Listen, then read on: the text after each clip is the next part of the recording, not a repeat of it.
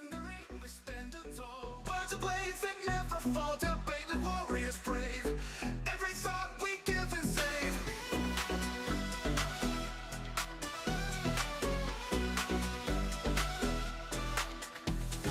In the ring we stand tall, words of blades that never fall, debate like warriors brave. Every thought we give and save. Through the noise we cut clean, spirited mind sharp and keen, with a spark that lights the night. Join us in this epic fight. Welcome to the Spartan Arena, where minds clash and thoughts clean.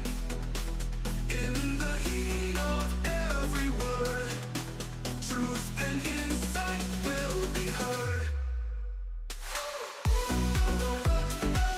Buckle up and take your stance. In this arena, there's no chance to escape the fight by lore. Dive in deep and search for more. From heartfelt talks to fierce debates, we explore what fate creates. Side by side we seek the light. In the dark our minds ignite. Welcome talks to fierce debates, we explore what fate creates. Side by side we seek the light. In the dark our minds ignite. Welcome to the Spartan Arena, where minds clash and thoughts clean. In the heat of every word, truth and insight will be heard. Buckle up and take your stance. In this arena, there's no chance to escape the fight by lore. Dive in deep and search for more.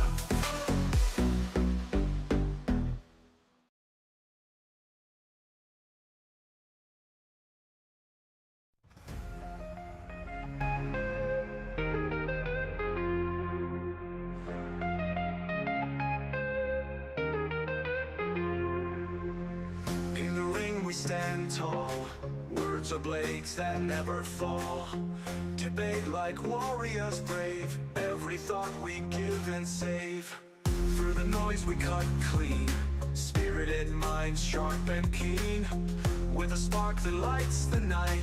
Join us in this epic fight. Welcome to the Spartan Arena, where minds clash and thoughts gleam. In the heat of every word, truth and insight will be heard.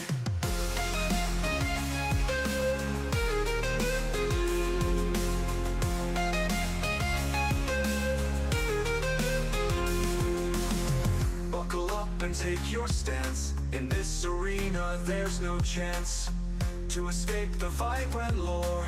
Dive in deep and search for more. From heartfelt talks to fierce debates, we explore what fate creates. Side by side we seek the light. In the dark our minds ignite. Welcome to the Spartan Arena, where minds clash and thoughts gleam. In the heat of every word, truth and insight will be heard.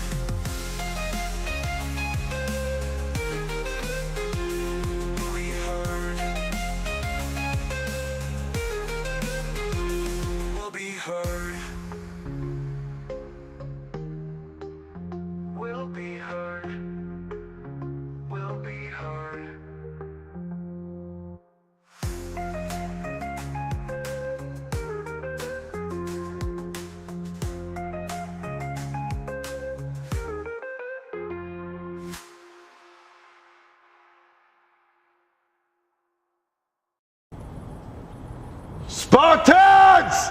What is your profession?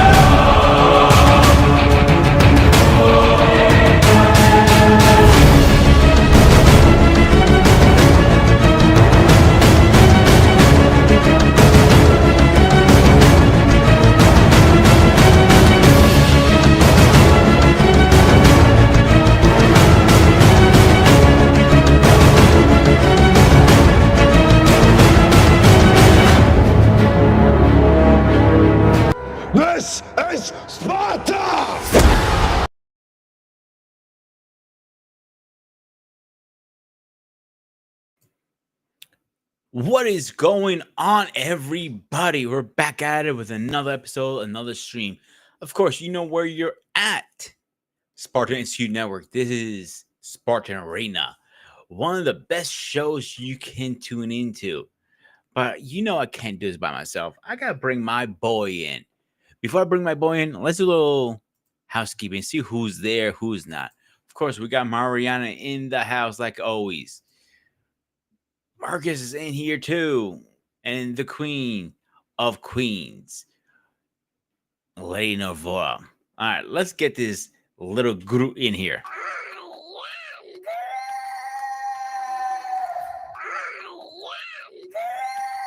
I love when I do that. I get a kick out of it every single time. David, what's going on, my man? I'm doing good. What's going on with you guys over there? Hello, everybody. Hello, Lady Nabo. Hello, Marcus, Mariana. Hello, the Black YouTube space, and all the maniacs out there. How you guys doing? So, David, I have a question for you. Shoot, Are you ready to become a better version of yourself? that's a nice, good, serious question. Hmm.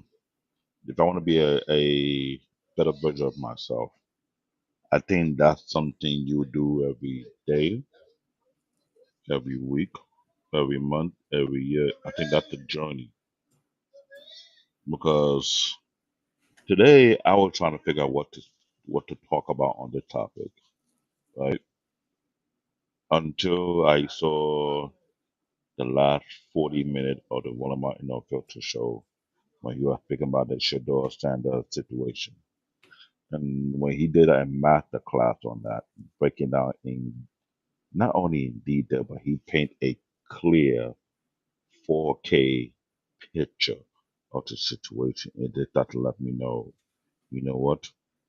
That could be an ongoing journey you put to do each and every day of your life, trying to achieve a better version of yourself each and every day, trying to step up to the plate. But what I notice, the question you gotta ask, what version of yourself is acceptable in today's society?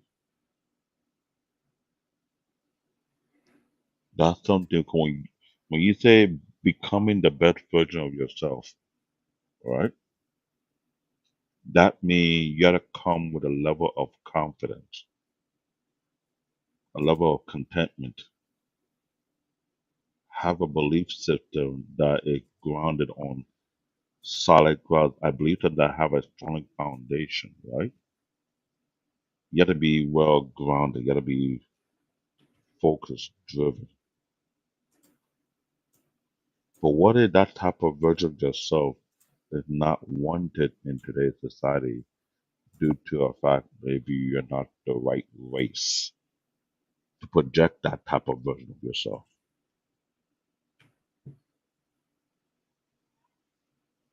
Yeah, Dion, on letting about there's something that Willie Martin spoke about. If you ever get the chance to see his clip or watch his last broadcast he did today, if you make a clip of it, he broke something down that got me thinking about a lot of things. Yeah, David, hang on 1 second. Let's get this guy in here really fast. Ooh, who's here? Ladies and gentlemen, please rise for our president.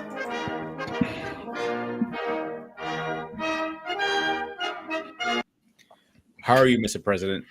A little tired, but I'm here. That's good. I assume you had a long day. Always. And I'm out call. It's I got some work to do tonight, so You're grinding like away. we never stop. Mm. So, David, go finish what you're saying, and then I'll let Paul come in his opening So thoughts. when I was listening to what he was speaking on and breaking out in detail, I started to ask myself, like, yo, this show really just go deep on this conversation because we have said it many times about becoming a better version of ourselves. And for some reason, when we do become a better version of ourselves, whether that positive version, to another person might be considered to be a negative version because you don't fit the race to be that better version of yourself in some kind of unique way. And what he said something about it's not racist, but there's a level of racism in it. I think that's what he said. But when you were breaking it out, I thought to think about it. Hmm. So if you take the time out to check yourself, do your imperfections, work on yourself, build your skills, be confident with, at the person, but be humble about it, Hmm. and walk with your head held up, that is not a good version if you don't fit the status quo, what they expect you to be that kind of person. Because I had to look back in some of my past jobs, I was becoming a better version of myself. And I was walking in a way whereby I had to be confident who I am, what I'm doing. And I know that when I do that, some people have a problem with that. And when they have a problem, what they normally do, they try to sabotage, put out false information about me, go behind my back trying to sabotage my work. That happened a couple of times on job sites. Something that I install and put in there, they'll go right behind me and sabotage and say that I didn't do an excellent job. Now realize I document everything I do. So when I hear when you talk about what happened with Shadow Sanders, I remember I came on No Cap Free. They told him he should not worry about it. He should not feel down about himself. Not realizing I saw a clip. He wasn't feeling bad. The boy was grounded. It's just that he had confidence in himself. And I hear too many idiotic doofus. I'm saying it right now. You can see my face. I don't care if you do the zoom up, but too many idiotic doofus scum of the earth, house slave jackasses coming on the platform or any social media platform, coming out under their useless mouth saying that Sidhu Sanders need to humble himself. Really? What you need to do is move that out of your mouth. Because that is not, now that I thought about it deeply before I came on the show, that thing rubbed me the very irritating way ever. Because I wonder if you're not a cocky person, but you're confident who you are, the person, you are putting work over a good period of time. You're building yourself up. Okay, you hit the gym, you do your squat, you do your bend press, you do your jogging, you eat well, you sleep well, you exercise, you do whatever, you perfect your craft, you work on your skills to become a better version of yourself. And you're confident in who you are and what you have accomplished. You're not bragging, but you work with a level of confidence, you're humble about it. And someone tell you to humble yourself, but you're not working bragging about it, but you believe in in your own ability. And people come around and tell you need to humble yourself. Really? Maybe the person who running their mouth is still not realizing you're still speaking out of a slave mentality. Because this with a topic I didn't think it would be this deep for me. I never knew it would be this deep. So when you talk about being a better version of yourself, the question to ask, what version of yourself is acceptable in this toxic society called United States of America? That's something I would like to know. Because if you're not braggadocious, but you're quiet or you're humble, but you're confident in who you are, you don't rub people up the wrong way, but you're very respectful, but still it's not enough. And they're trying to tell you to need to make some change. The question what I ask, what there about me that I need to change that you think is a problem?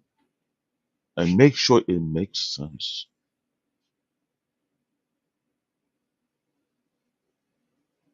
Because I'm not right now, I'm in a very different plane whereby I'm wondering, maybe this experiment that you call USA is nothing more than a failed toxic experiment. That we just gotta go back in our own place because I don't understand the idiocy is being passed around. Maybe the water. I know I got a filter in my home that filter all the impurity to make sure my water is clean entering my body. Maybe everybody drinking the poison that's in the water. I don't know. But this today's topic, it got me stirred up in a very different way. That's why I'm very concerned about it. But I digress. Paul, you want to go next?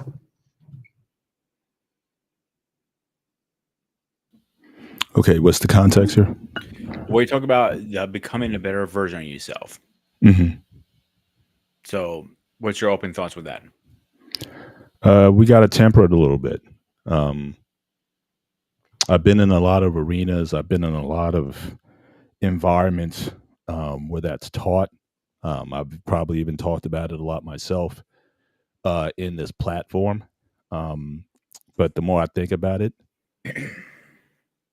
there has to be a balance, though, between becoming the best version of yourself and what outcome do you want?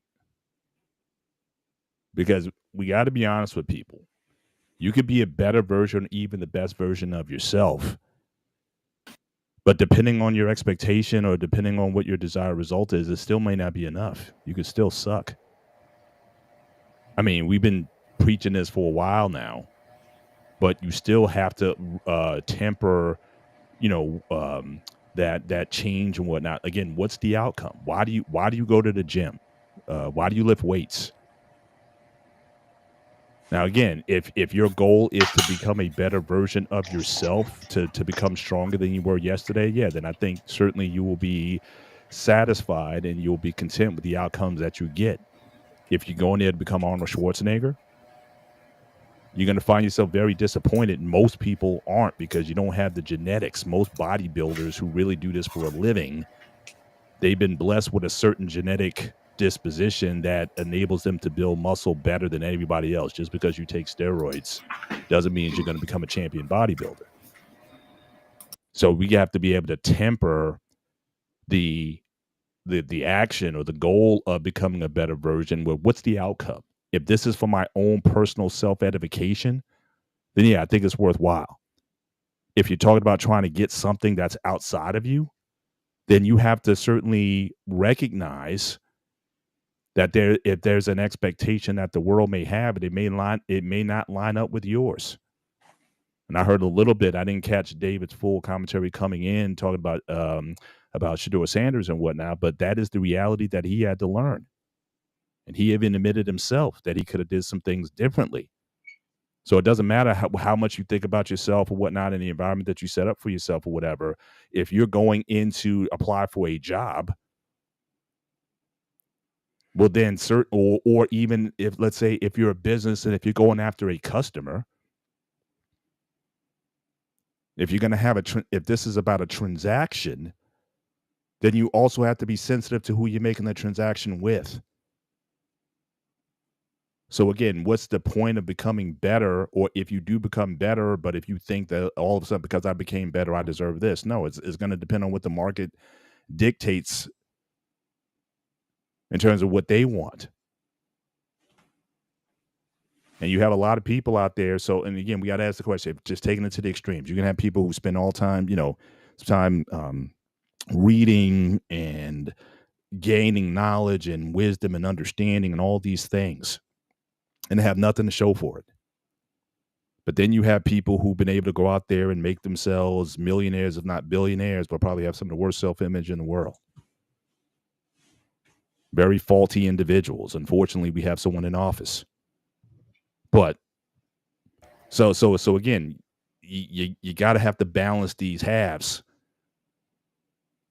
So if we want to talk about it, just what it does for you, the person, the individual, or whatnot, yeah, that could be a very positive experience. But you have to also be real about how the world works, and if you want to have some leverage, some say so in the world, then you also have to understand how the world works. And then the question you have to ask yourself is, what am I willing to do and what am I not willing to do to comply with that to get the outcome that I want? So I think the conversation has to be brought into that. And as long as you understand that, then whatever you want to do is fine with me. I don't care what you do. If you just want to live a life of of um of poverty, but in contentment or whatever, you want to live in the woods somewhere and just live off the land and all that. I got no angst with you whatsoever. But if you want to play in Silicon Valley, if you want to play in the big, in the big areas where stuff's going on, if you want to compete in the world of sports, all those things, then again, they have rules. Will your conscience allow you to follow and comply? Yes, comply with those rules. And if you don't, then pick something else. But I think we got to get beyond this idea is that, yeah, everyone can become a better version, but I'm still going to ask the question, well, what are you doing that for? I've known people, for example, who have gone to law school and quit in their third year. I know people who quit medical school in the final year because they came to a point to decide that that's not what they wanted to do. Because they thought their parents or that, their parents wanted them to do it or some other peer pressure or whatever it was that says, okay, do that. Then they came to a point, look, I don't want to do that. Now, again, where they wound up, are they happier because of making that decision? I don't know. But regardless, I think they were at the time, they were willing to live with the consequences of their actions. So we have to, so again, but as long as the person is willing to eat that and live with those consequences, I got nothing for you. But at the same time, don't complain about the results that you're getting. Don't complain about the world being unfair when you didn't necessarily want to do what it takes to, again, get the outcomes that you want in the world. You can't have it both ways. So, All right, let's get this guy in here. He hasn't popped his head in a long time. All right, coach, you're up. Let's see what the coach has to say. Sparta, I heard the question, but I want you to ask me that question again. How y'all doing, man? First of all, I just want to hear it out loud again. It's not a question, it's more I want your opinion about what is to you your open thoughts of the best version of yourself. Okay. Becoming the best version of yourself. Let me rephrase. I'm sorry. Okay. I think I heard it a little earlier, and I was thinking about this about 2 hours ago. I don't think I would ever reach that pinnacle in my life, being the best version of myself, because I've always appreciated learning day to day, year to year. I've always, sort of been, I don't know, I've always loved life, my ups and downs, regardless of where I've been. When you're young, we have these great aspirations, right? We want to be the best in the world at whatever we choose. We want to make $1 million. We set these lofty goals, but I don't think most of us really sit down and go through those goals step by step. What does it take? Am I going to discipline myself to be a little bit more, less, to be a little bit more frugal with my money? Am I going to be a little bit more undisciplined when it comes to the foods that I eat? And I think, despite what's happened in my life, growing up with my father and I'll give him all the credit. He gave me the drive that I have today. I saw how he struggled, but I never let it deter me from things that I wanted to be able to do. I always said to myself, I want to live free. I want to go climb the mountains that I see on TV. I want to, go to the coldest parts of the world and see things that I only seen on TV. But I also understood it's going to take some hard work to get there. And even though I may not get to those places, just being able to have that motivation to aspire always drives me. I never believe in the word I can't do something. It's always I can. When I coach, I don't even use the word can't on the field. Yes, you can. and you will. I think, when everybody's young, when I talk to a lot of young men, even my son, I'm asking him every time I talk to him, what is your plan? What is your goal? What is your end goal? Why are you taking these trainings? Why are you trying to get your CDL?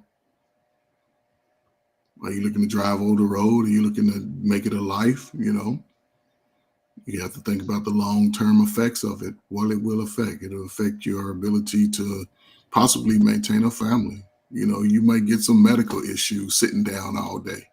You know what I'm saying? Shit. So those, just trying to give him things to think about, and he's going to learn and through trial and error. But I always want to be a person that give at least the most unbiased advice, not about how I feel about it. Because how I feel could block the true vision. But, I don't think there's one set plan for everybody, because everybody's goals and, ultimate, pinnacles of life are different. I've never chased money. I've always chased the skill, and the skill brings the money. So, I don't know, man. I think the best version, I'm bald headed now. My eyes ain't as strong as they used to be. First of all, that is the best version. Don't be dissuaded by Well, this wait a minute. channel. When I had That hair, is the best version of yourself. when I had hair, I thought I was, nice, but No, you're living your First best of version. all, I got a bone to pick with you You're both living heads. you're living your best version of yourself right there. Well, I my have a physical bone to pick self, with both of you. I got stuck on a panel with bullheads last night. I was the only furry son of a bitch on that on the Real Pressure just day. So, but it It's looks called good, it's though. called jealousy. who's talking there? Mr. Clean. See, now you jealous. That's a jealous shot. Jealous? See, What made look, you yeah, jealous? You see shame, this hair? insult, You see this hair? sign You see language, this? shame, insults, and the need to be right. That's a jealous shot right there. You Same reached your insult, limit guilt, on and it talking. needs to be right. See, Shut look at the it. fuck up. Mm-hmm. Yeah. Yeah. Here's my thing with this. I'll give you my way see new version.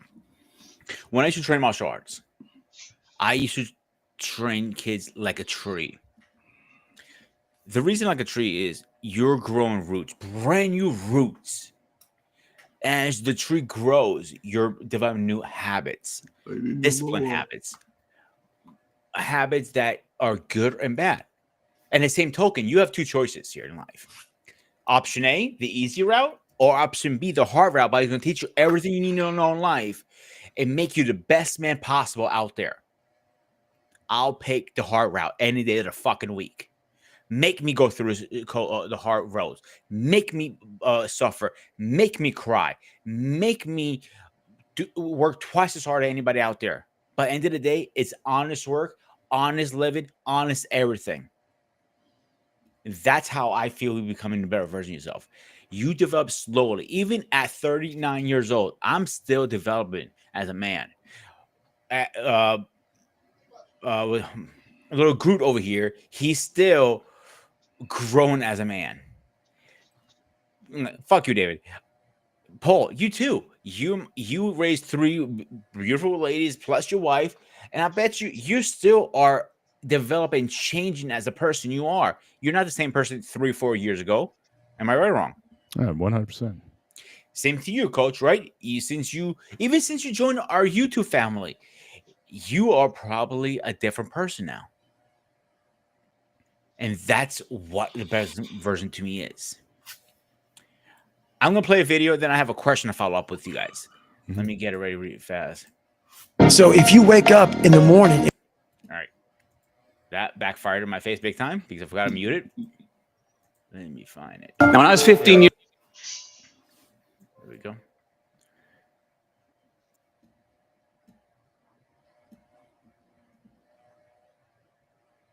Now, when I was 15 years old, I had a very important person in my life come to me and say, "Who's your hero?" And I said, "I don't know. I got to think about that. Give me a couple of weeks." I come back 2 weeks later. This person comes up and says, "Who's your hero?" I said, "I thought about it. You know who it is?" I said, "It's me in 10 years."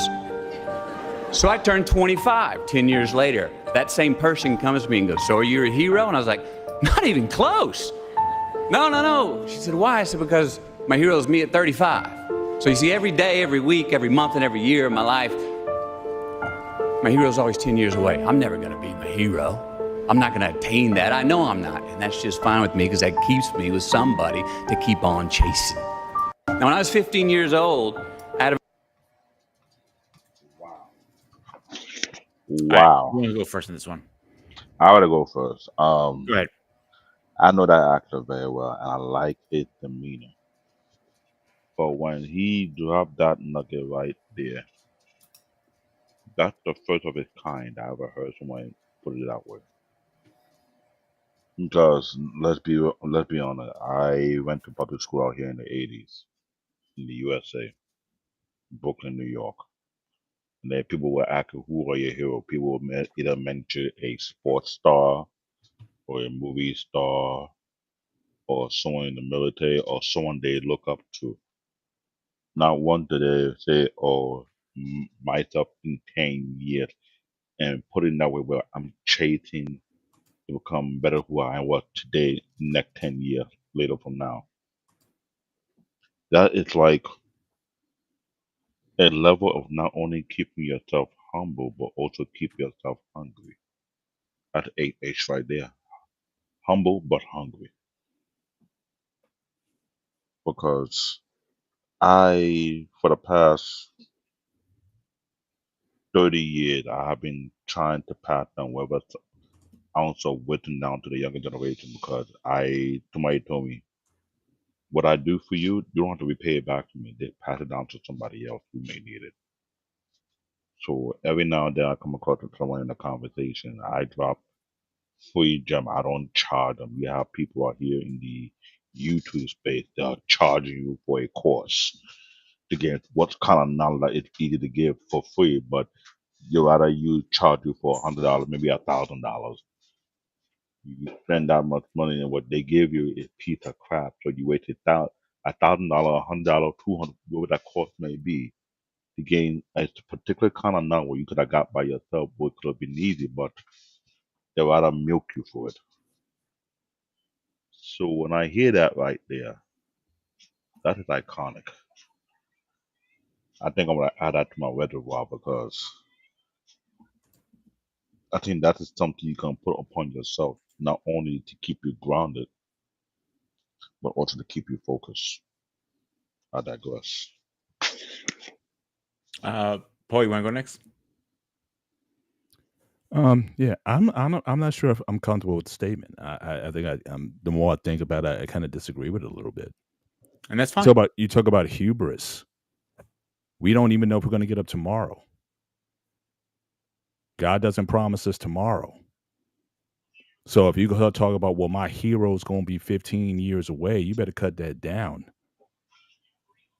to a year or a month, or live in the moment, live in the present. And again, I remember that when again, training. I keep training has been more than just physical training. It's a mindset. It's an attitude. It's something that I've kind of tapped into.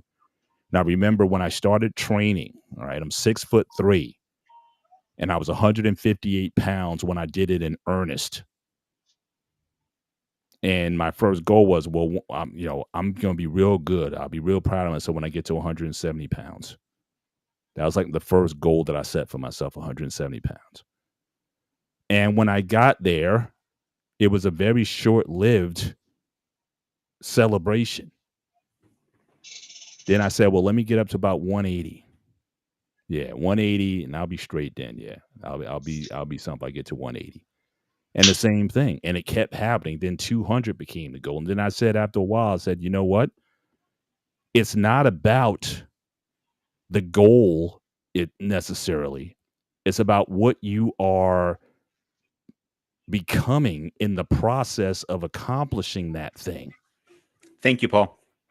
So it's the daily habits, it's what you get up with, it's the attitude that you get up with, an attitude of thanksgiving, an attitude of this is an opportunity for me to learn something, an attitude that says, I'm going to enjoy today, and I'm going to be the best version of myself today.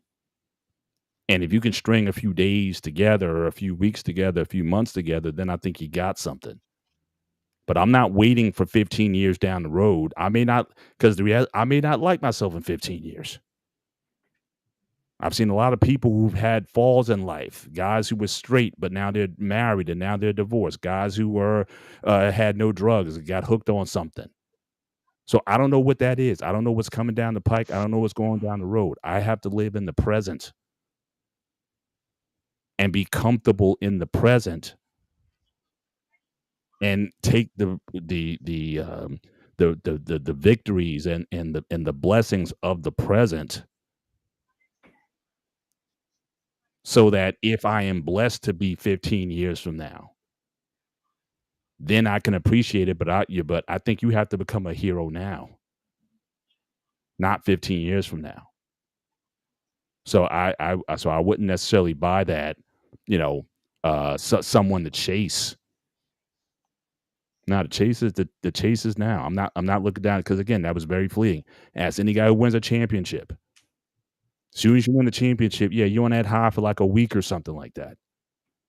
But then guess what? It's back to training camp. It's back to the gym. It's back to the grind. Otherwise, you're not going to win next year. So for me, I don't. I stopped. Now again, I used to think that way, but after chasing and chasing and chasing, never quite reaching, and then never quite being satisfied with the outcome, I fell in love with the process. And it's the process by which I judge. And whatever I get from that, whether it be blessing or whatever it is in certain capacities or whatever, I'm content, I'm satisfied. But goal setting, again, I'm not opposed to it. But I think what's missing from that is the expectation from the goal setting. Because again, you string a few failures together. If your expectations are such, you keep failing and failing and failing, what's that going to do to your mindset over time? Unless you start to understand what that process is and being proud of yourself that, look, you took it on and you did, what you had to do in that process and kept it going. And like I started the show with, are you seeing some positive outcomes? Are you seeing, if you're in the gym, are you putting 5 pounds consistently on the weight rack? Or are you doing the same weight that you did last year and the year after that? Or are you getting faster, or your time's getting shorter, or you getting some measurable that you can say, okay, I'm progressing in this particular area.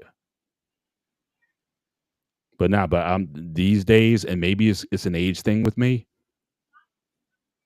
I'm appreciating the now more so than what's in the future. Because at my age, look, I can stay as strong as I can for as long as I can. But I think for me and Coach, I think we're at the point in our lives now, I don't think I'm going to be as strong as I am now in 10 years. Because just the human body is such, you're going to reach an upper limit. I can be strong. If I'm benching 315 right now, I'm just throwing that number out. It's going to be very unlikely that at 65, I'm going to be benching 315. But can I appreciate it? Let's say if I pulled it back to say 225, 235, whatever, at 65 years old, I'm still in the process. But again, it may not be where I'm at. So again, it could be an age thing with me. Maybe I'm thinking in my 20s, yeah, I was thinking, 10 years from now, I'm going to have this, I'm going to have that, and have my dream boards up and manifesting and all that kind of stuff that was, certainly in the 90s when that stuff started coming out. But I embrace the day. So just like that line from Scarface, every day above ground is a good day. And I'm able to see the good in every day. And that's kind of how I operate now. Coach? I'm always on mute. It's something called SMART goals, right? And SMART goals it's exactly what it sounds like. And I just read it off. It's something that is specific. Setting goals, I think hearing it from him, I think it does the normal person who's working every day a disservice to think like that, because you don't have the luxury to think 15 years out and you being your idol at that time, because you're in the moment now. You're putting in the work now. So, but smart goals. I used to work with and say this all the time, even for myself, I adopted it. Once I really dove into it, I understood. Are my goals specific? I can't say I want to be a millionaire, but I have nothing specific on how to get there. Again, that's very important. You have to be specific about goals, and goals, although you can have lofty goals, it's best to start, I'd say, within, people always say, what's your 5-year plan? Similar to that. It can be 90 days, like Mr. Bennett said, working out, getting in better shape, 90-day plan, getting up off the couch, just walking, taking a few more steps. Is it measurable? You know what I'm saying? It's not so far down the road that it seems unrealistic. Can you achieve it?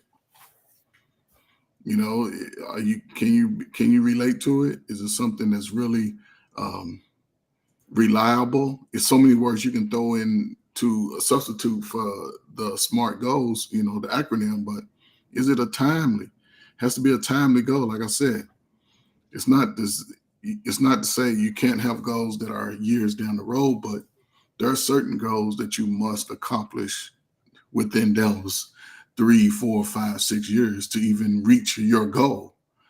So I've always been able to just sort of, own that for myself, and, especially working with young people who don't know which direction to go.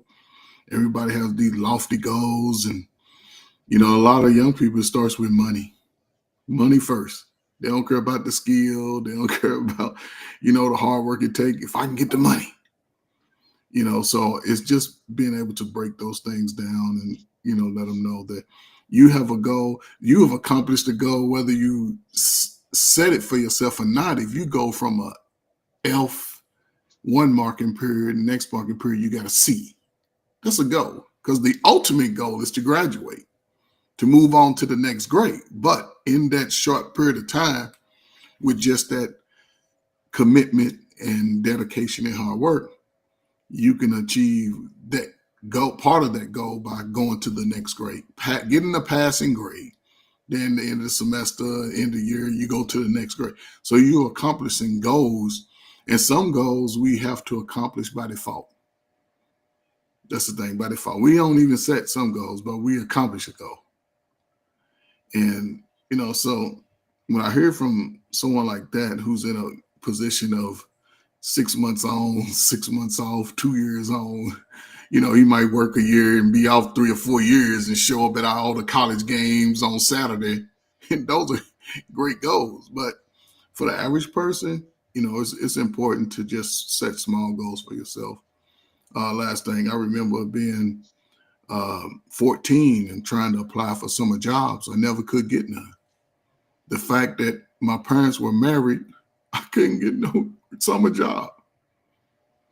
Even though all of my other siblings could get it, I couldn't get one. I don't know if I think my mother did something, because she went with us, but she filled out everybody else's stuff and she didn't do mine. I asked, she's like, don't worry about it. Then when I did it the next year by myself, they told me why. So she didn't want to tell me why, but I found out. But I took that rejection and learned how to cut hair. So I had in my mind, when they get paid on Friday, guess what? I'm gonna get paid some of their money. And my goal was to always have $30 a day in my pocket. I accomplished that goal when I was a senior. I would have 30, a little bit more, because I was good with saving money. You know what I'm saying? I used to let my father buy lunch money and shit. But you know what I'm saying? So that was something that I understood early. And once I became an adult and got outside my parents' home, my goal was to never go back home. Not to stay anyway. Visit, hang out, let my mom cook, but not to stay. So I think, it's important to have realistic goals that you can achieve in a short period of time, because those goals add up, those accomplishments add up. And, Mr. Bennett, listen, man, you said that you was once 150 something Well, when I pounds? graduated college, I was 147 at Mr. 6'3". Bennett. Then when I Mr. got married, I was Bennett. 158, and I started working out in earnest, seriously, like about a year or two later after that. That's when I kind of got the gym bug after that. So I'm like not even 160 pounds, and now I'm 235. So Mr. Bennett, I was 130 pounds at 12 years old. When I graduated, I was 185, right? mhm. You know, but I was never a chunky guy. I've always been like a little bam bam rock head. I always See, I was able wasn't to. that. I I always was. made weight to run the ball, and in Mhm, high school I played quarterback and running back. mhm. See, I But was to hear never you that. say, Yeah, yeah, so I was Jimmy Walker. I was JJ from Good Times, okay, and I was slow. So I'm on the football team. And you got to run them laps around the football field or whatnot. You got to run them laps or whatnot. I'm in the flat feet back with the 400-pound with the kids. lineman. I'm with the back. My coach is yelling at me, Bennett, you so skinny. Why you hanging out with them fat guys back? I mean, back then there was no PC back I then, know, so I mean yeah, it was they just rough. said anything. So Yeah, you hanging out with them, you should be ashamed of yourself. But I was Steve Rogers. I mean, as weak as what was they your can. shoe size? What size shoes were you wearing as you graduated high school? Oh, probably 9.5, Oh, nine, okay. 9.5, something like that. But my feet kept growing. I'm almost a 13 now. But I was going to say, I thought you'd been 13 then, but no, wow. I just had no, I had no strength. I had no endurance. I was not a good athlete at all.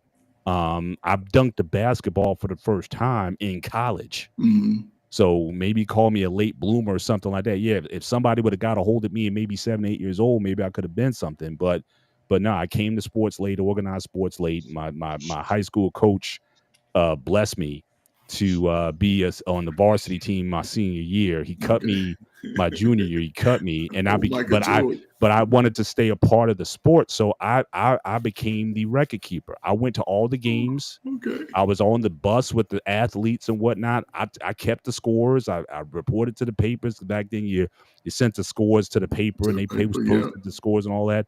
So I just wanted to be part of it. And but I came back and tried next year, and he was like, "All right, fine." I was like Rudy. He was like, "All right, just on the team, just give him." And I got in the games on scrub time. I would get a couple, 2, 3 baskets there. I got my name in the paper and whatnot. Yeah. I was good with that, and even that when he gave me my letters at the senior celebration Banquet, and yeah. everything, that was the proudest moment in my life. So I was not the star, I was not all county, I was none of that. I was the bench warmer, but nevertheless, I felt so good just getting that which I had, and grateful forever that coach, forever great Frank Sipod. I'm always going to be grateful for him for giving me that opportunity just to be a part of the team. So that was it for me. Now, I want to ask you guys a question. Wow. When it comes to best version of yourself, is it self improvement or more discipline or self love? Well, one is a process and one is a result. So what are you talking about? I'm asking a question. Which one do you? Three I Well, brought again, up. I'm asking what's so again. You're talking about everything is about a result. Mm-hmm. So again, self love, better outlook, better self image, better opportunities, more money, whatever that is. Then the versioning is simply the process in terms of how you get there. So again, without that, if you're just doing it to be doing it, there's a lot of people, encyclopedias of knowledge. I don't know if you guys remember that show Cheers. That guy Cliff Clavin on there, he was an encyclopedia, man. He knew stuff about stuff that nobody even cared about.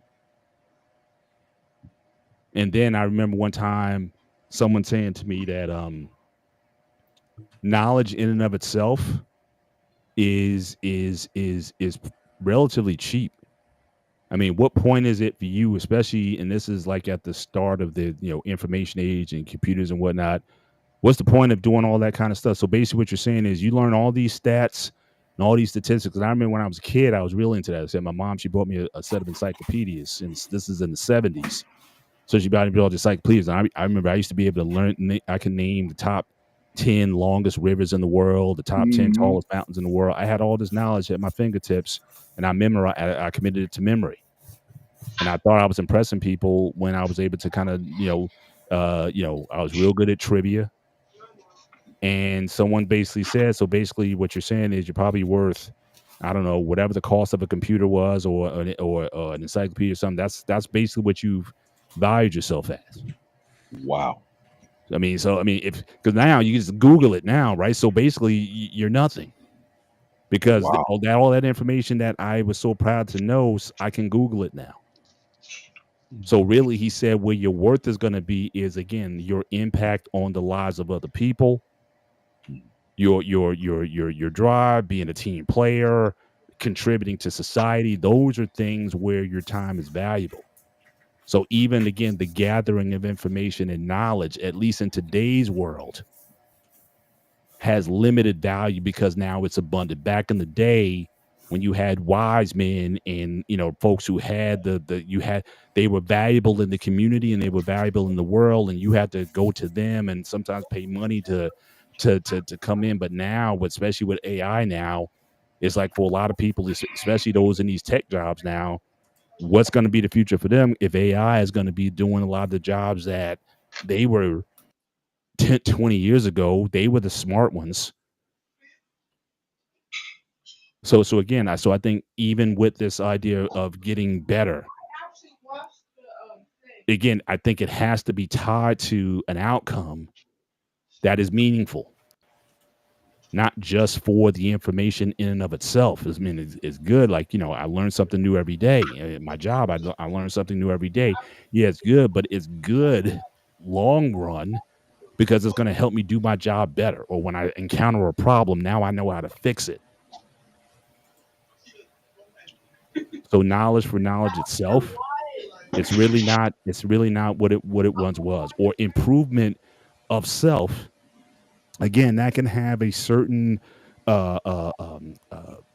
to you, a quality that you're feeling that. But again, I don't think we're here just to absorb knowledge for ourselves. I think as human beings, I think especially if you have any kind of spiritual foundation, I think you're supposed to be you're supposed to be salt and light in the world. You're supposed to be a blessing in the world. And so, what good is it to accumulate all that knowledge only for you to die one day and nobody even knowing who you were? Or you haven't passed on your DNA to anybody. You haven't really, um, you know, pushed the generation forward. So again, I that's why I started with, you have to have a purpose for this versioning, this improved versioning of yourself. It should translate into something where others benefit from your efforts.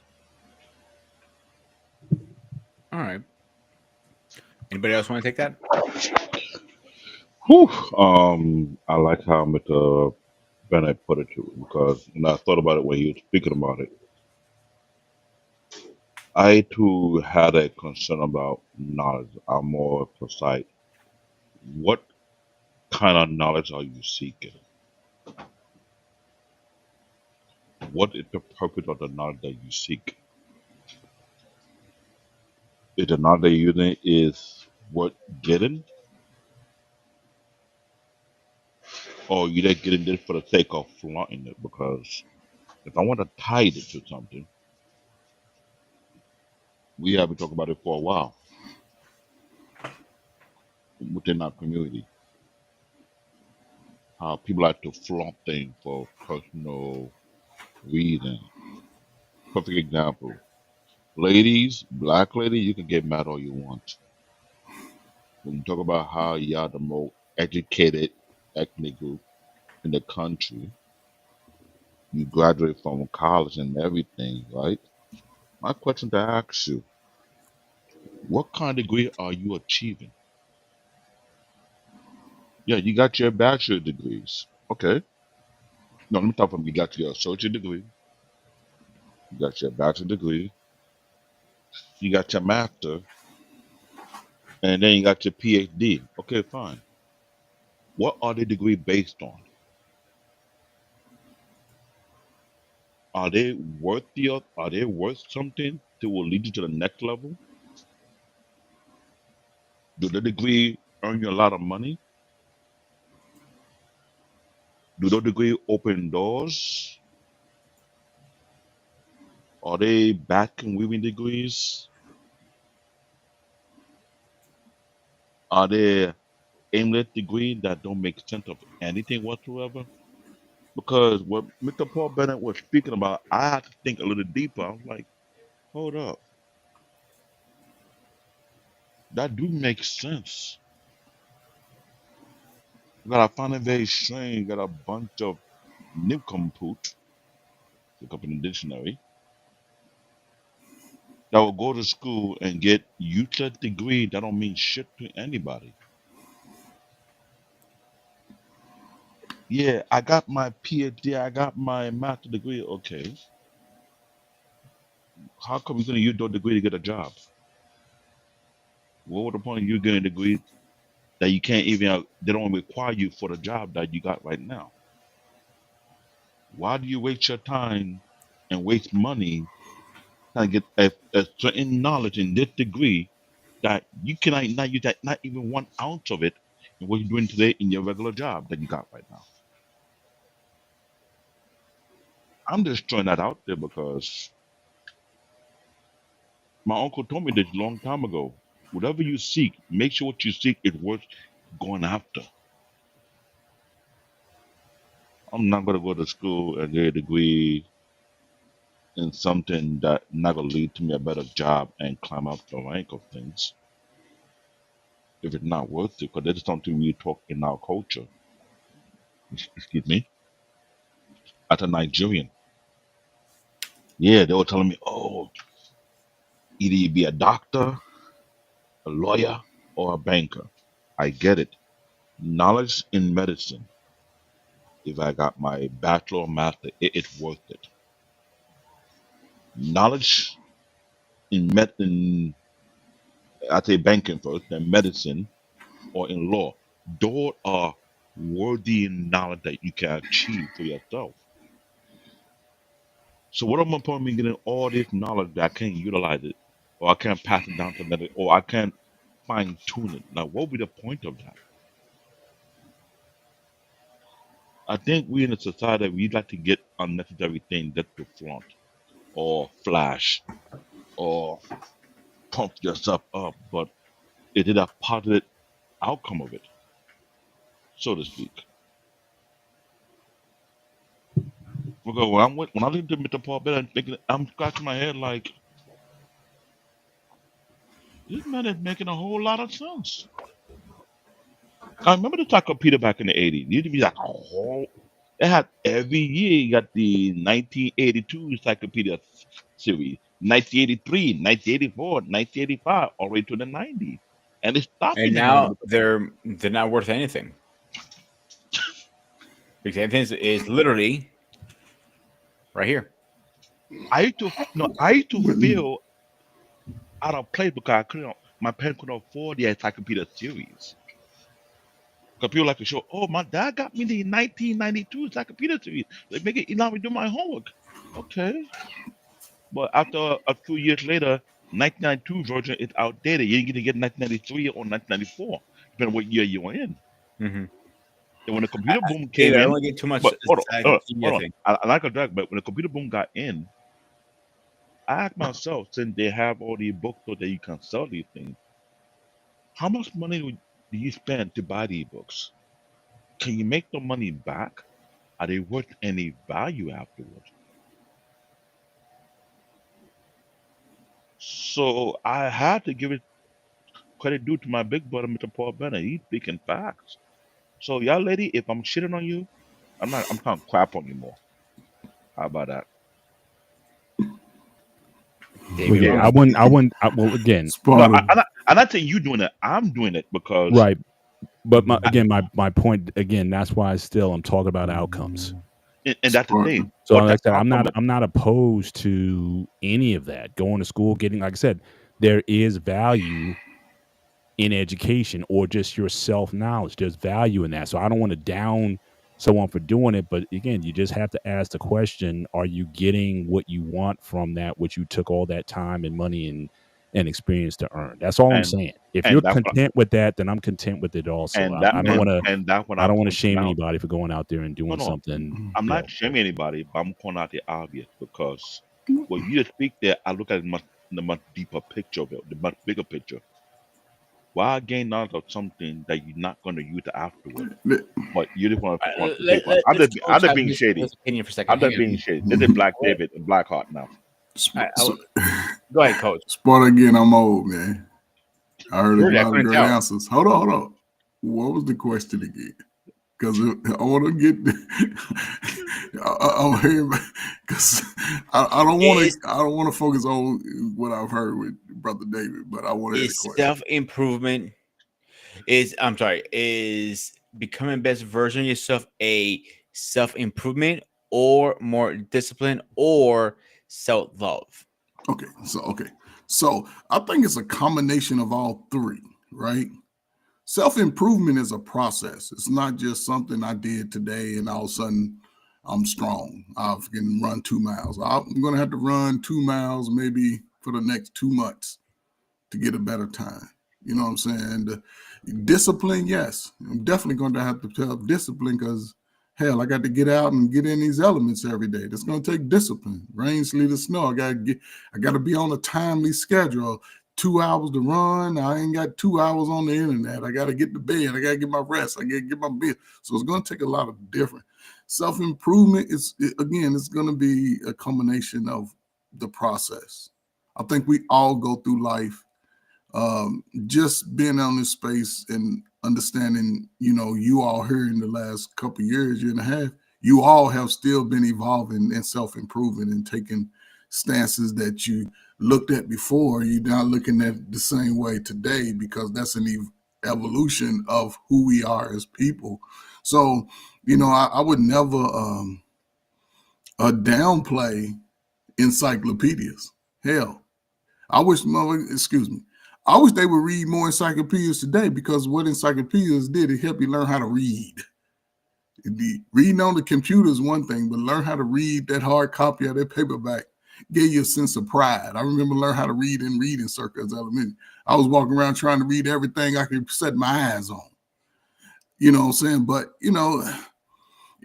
it shows a different level of intellect, especially for the families that had a copy and they were used.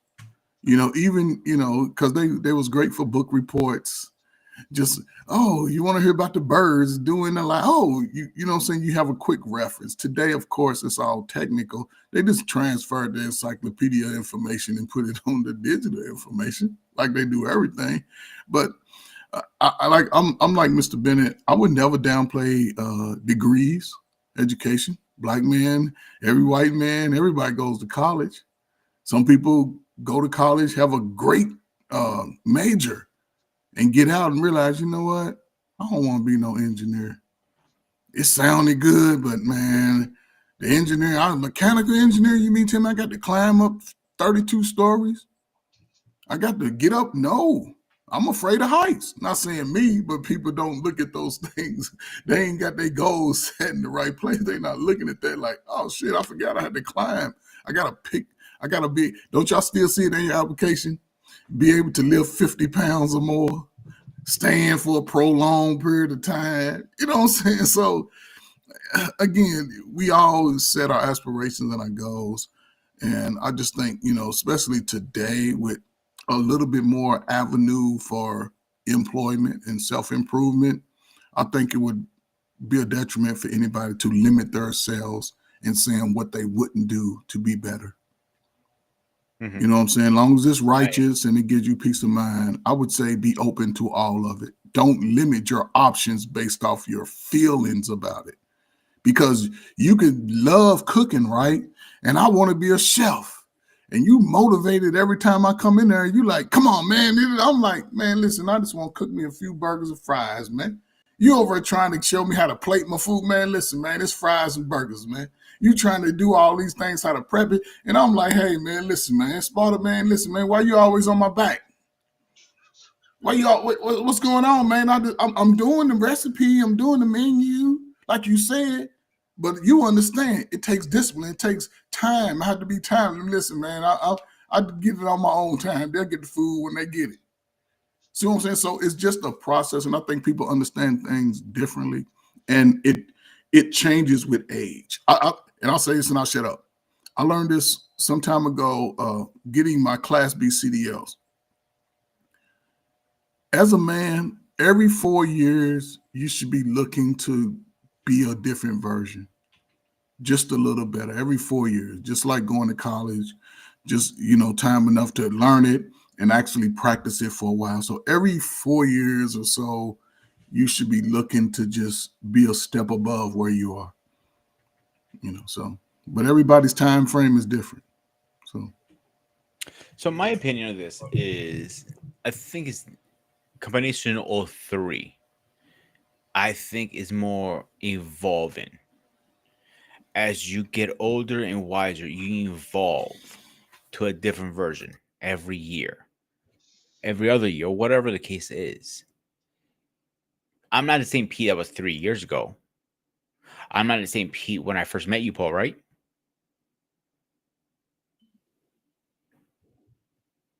You fucking asshole. But it's serious. Oh, joking aside, you think we evolved as friends? Our friendship has certainly evolved, and I certainly know you better as a person. So absolutely. But Yeah. has the core Peter changed? Not that much, Fuck no. but partly because again, your core is good.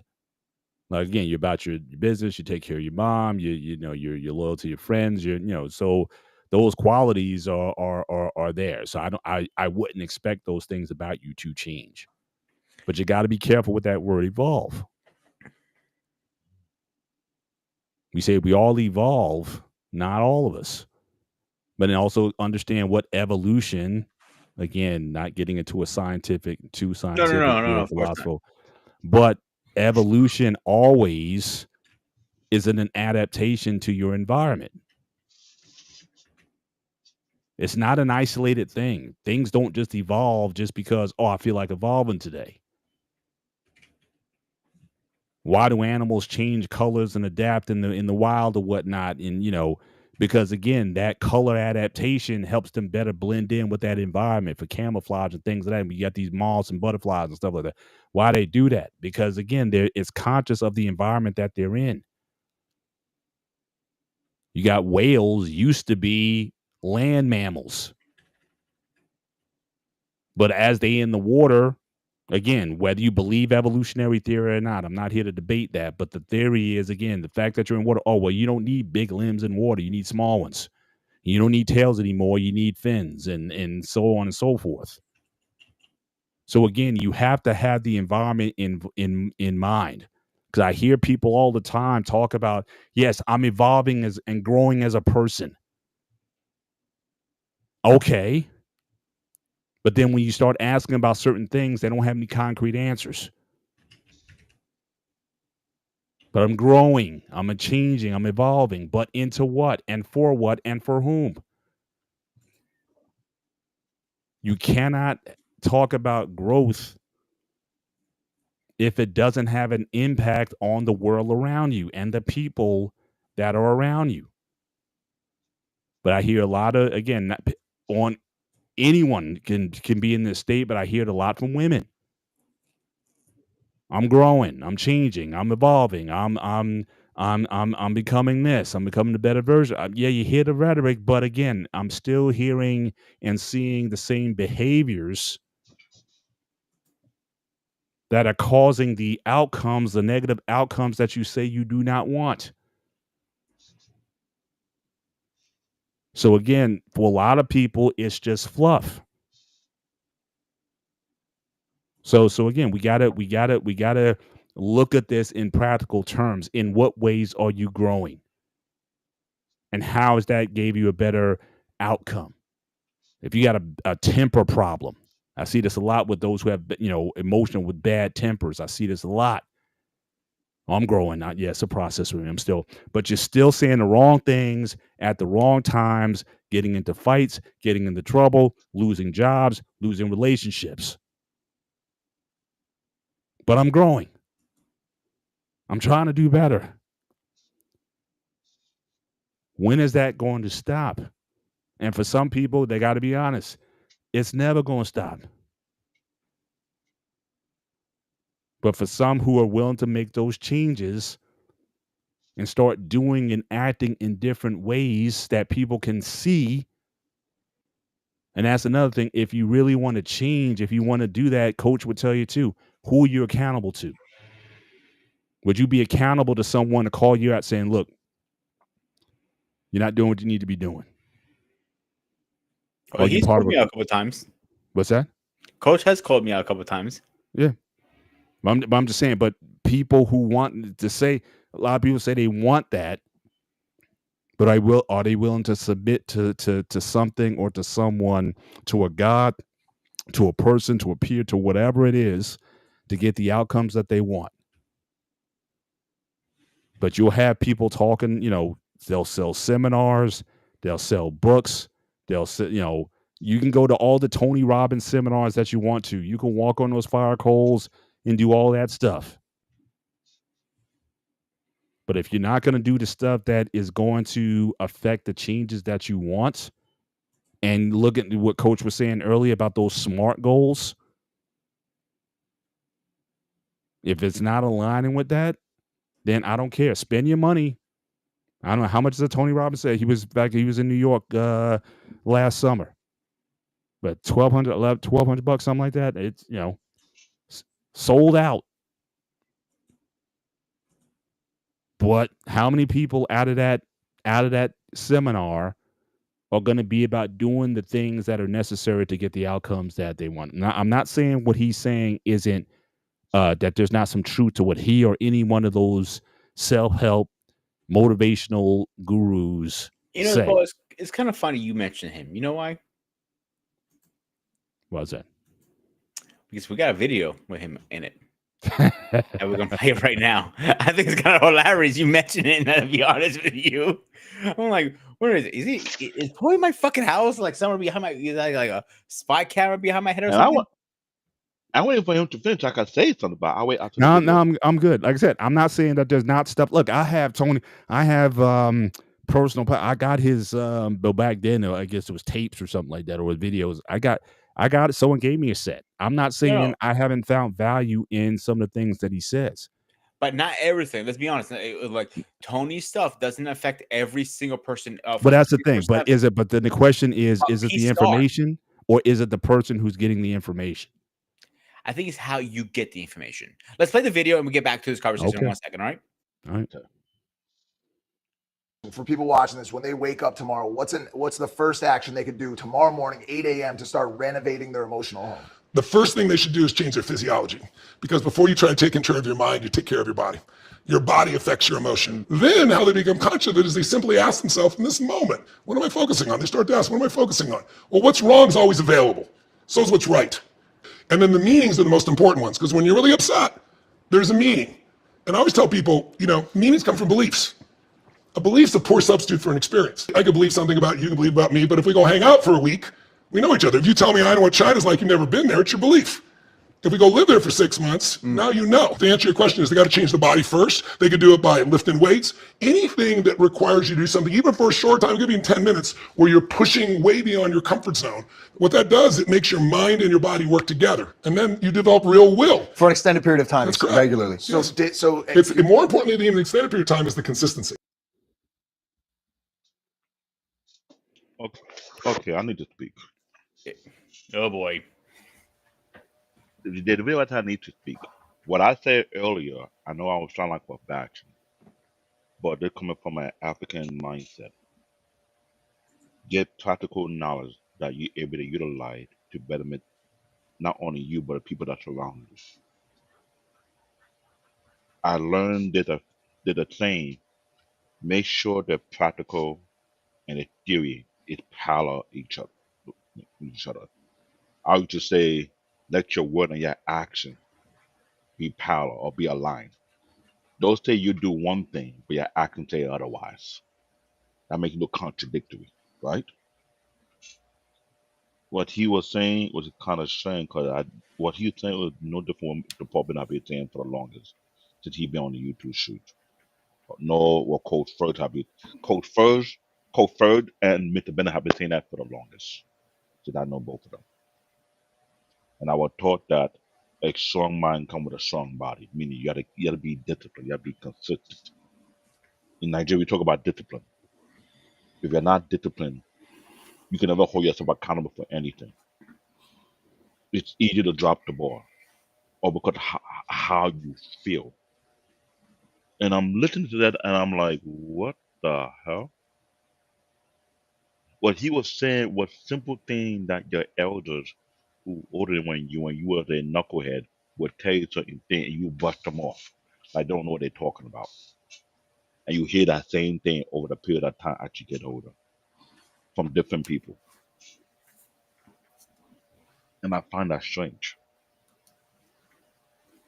So when I was doing that batching, did I realize I was doing that batching because just like my field, I'm in IT. I like building stuff. I like to work with my hands. There's something I don't understand. I'll look for knowledge to perfect what I'm working on so I can get better to the next level. It's like a building block. I watch YouTube to watch people who don't know how, who never built a house in their life, go to Home Depot, go to all their workshop they have, learn how to build a house from scratch and watch how they come about. And I'm like, they got practical knowledge that they can pass down to the next generation who can take whatever you gave them and perfect it over time. And that's not the case. How the way we build a house 200 years ago is different than how we build a house now. If that's not the case, did we not take the knowledge of what they built back in the yesteryears and perfect on it to make it solid, more sturdier, that can last longer? If that's not the case, we didn't. I was saying that thing a few moments ago because what knowledge are you chasing after? Something that is practical, that is useful, that enrich your life, that better your life, that moves you to the next level, what you're trying to accomplish? Or you just get into this for the sake of, hey, yeah, I called it out. That's exactly what it feels like.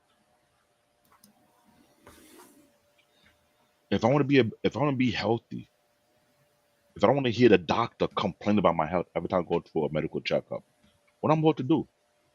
Okay, this is my first time drinking a soda like this in almost a whole year plus.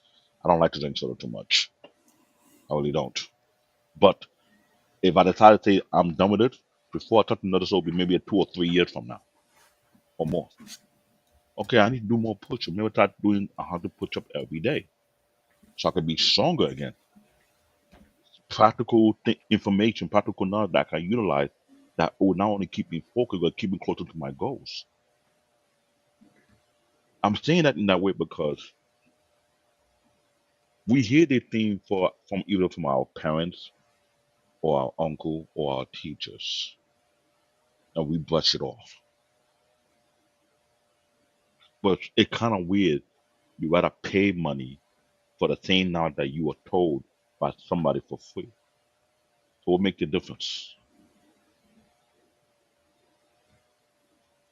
Because you pay for it, or you got it for free? That I'm trying to put out because that video right there, it is struck a chord, and I get it, I understand it, but I'm seeing it from a different angle. Because Ray is not here, so I'm taking his position, being the a-hole for today, and I Okay. digress. Paul?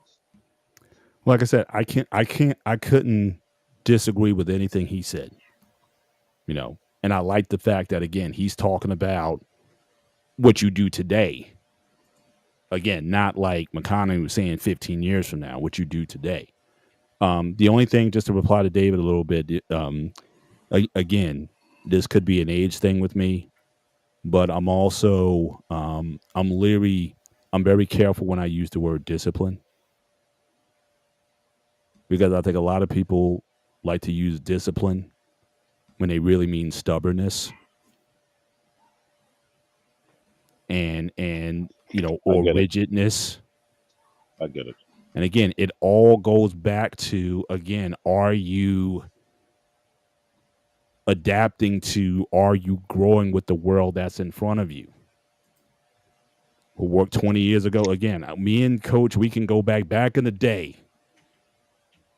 We can talk about that stuff all day long. Is it really going to help this current generation?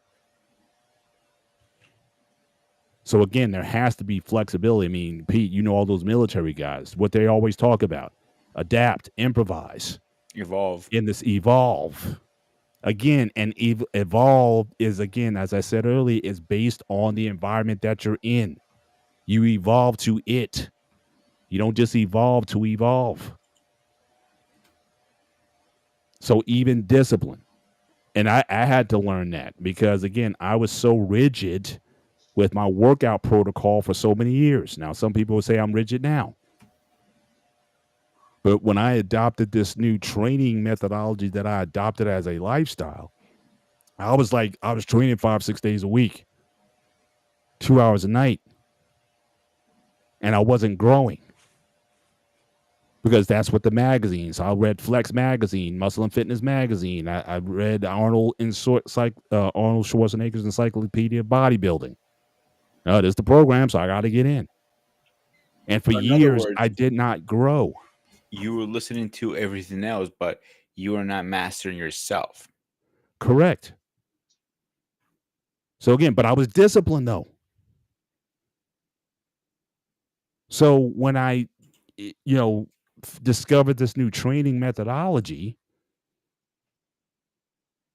when I got used, it was awkward, because it's like, what am I going to do with all this other time? I'm training 12 hours a week. Now I'm under 2 hours a week.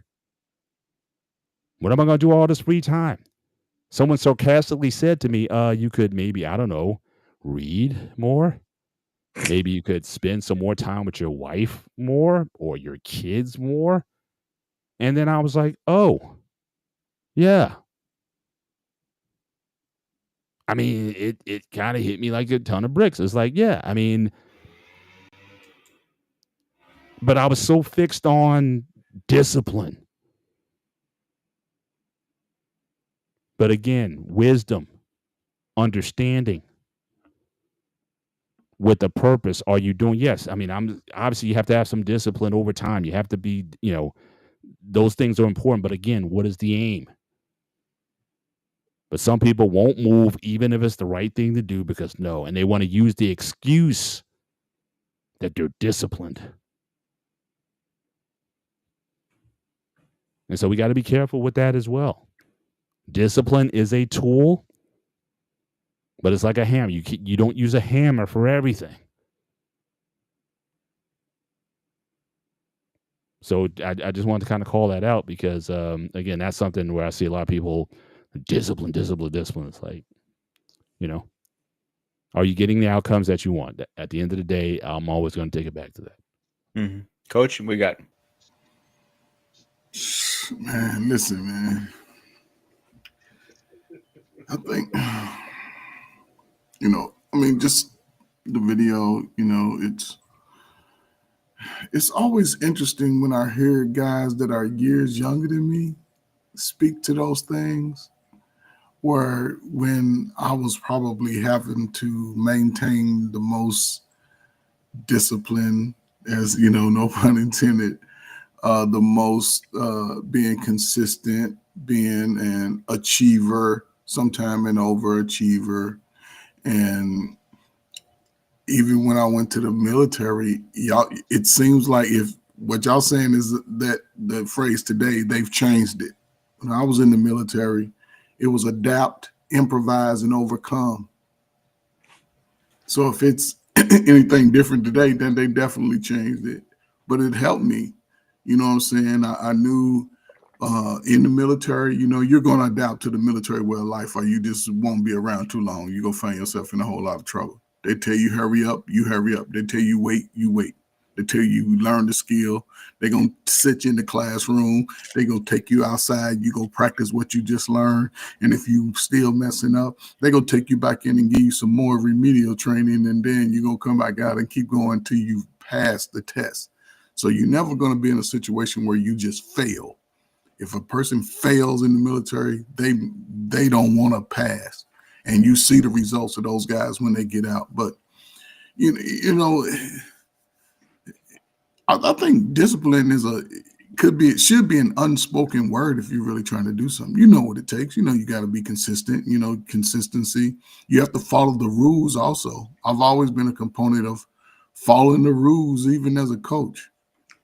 I wasn't going to get all irate with the officials and, be talking crazy to my team and I'm trying to get them to win the game, but I'm cussing them out. Made no sense to me. So I always wanted to be respectful of that, you know what I'm saying? And just if I'm giving information for someone to be better, then I sort of had to show up for the part. I had to walk in the light of the part. When you're working with young people, they watching your every move. They'll call you out on the spot. And I realize a lot of people that say they want to be in that position, once they get called out, then they panic. Now they pointing fingers. So, just these phases of life and listen to guys younger than me, are they going to maintain the discipline to be in those spaces that they claim they want to be? Are they going to maintain the consistency, the hard work, the dedication, the long hours? Which is more important? Your achievements, your journey to achieve those goals, or just the accolades at the end? I don't think people ask themselves those questions. And coach, to be honest with you, you have a good point there. A very good point. Now that you and Paul are talking, you're raising flags in my head right now. Like you just said, Paul. But maybe that working out every day is better because I have that same mentality right now. I have to hit the gym at least 4 to 5 times a week. I don't mean you have this conversation, but the way you put it in today, you might get more results by going less than harder. Yeah. And the same to you with the coach. People are watching you all the time, and we don't realize that. Definitely now with cameras being everywhere, and like everybody's watching you. Big Daddy's watching you 24/7. Eventually, you're gonna slip up. As perfect you are, and it's okay. And that goes to my next question. I don't know more a question, more a statement, but kind of both actually. I think failure and setback is part of growth. I personally think. 100%. I always say every we're gonna fall as we're tumbling down the mountain. We're not gonna fall backwards. We're gonna fall forward, so we can see our mistakes. Because when we get back up the mountain, we don't repeat the same mistakes. We're gonna land on our feet. Not if, we will. And the next 2.0 or 2.5 or whatever version you want to call yourself, you're gonna be a better version, a stronger version, a bearded Greek Spartan version that Paul and Coach are jealous of. But the You see point how of we both laughed at that, right? We laughed at the sorry? same time, right? You see how we laughed at the same time at this. Hey, I gotta throw my little jabs once in a while But hang on, because but I will push back a little bit on what you. I will push back a little bit on you, sir. When Go you ahead. say you will get on your feet, if you survive, I will survive. okay. But keep in mind how we got here. We had some of our ancestors probably went around and they probably ate some berries that probably they shouldn't have eaten and they died from it. And then they learned that, yeah, we probably shouldn't eat those berries. So I'm just saying with failure is going to come some consequences to it. Some of these are I agree permanent. with that. I got permanent scars. I got a trach right here from my auto accident back in 1993. Permanent scar right here that reminds me every day of my vulnerabilities. And I was just probably another millimeter here or there, and I probably wouldn't be here talking to you today. So, and the guy who hit me didn't make it. He was a 16-year-old kid. Stole a car from Newark Airport. So he had to learn the hard way. But, so again, I think, yes, failure 100% is part of the process. You hope that that there's some safeties around where you can fail safely and then have a support network to kind of, to pick you up so you can kind of go on. Like when I train with, I'll train at failure where I can't do another rep, but I got safeties. I just built a squat rack. I bought the safety arms, the spotter arms on it. So if I can't get up out of that deep hole, I can drop it. But I'm not afraid to fail. But at the same time, I'm not going to be stupid either. I'm going to make sure I got some safeties in place so that I can come out of this hole and then try again next time. So again, I think that we have to be mindful of setbacks, knockdowns, or whatever. Some people don't get back up again. But did you have? If you're gonna put yourself in that position, do you have the support network? Do you have the people who can pull you back up if you get into a jam?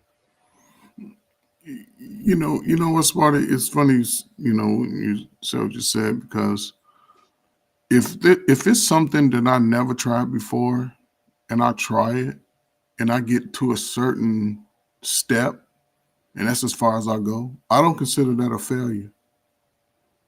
I consider it an opportunity, but also I consider it an accomplishment because I didn't know that I could even make it to this level.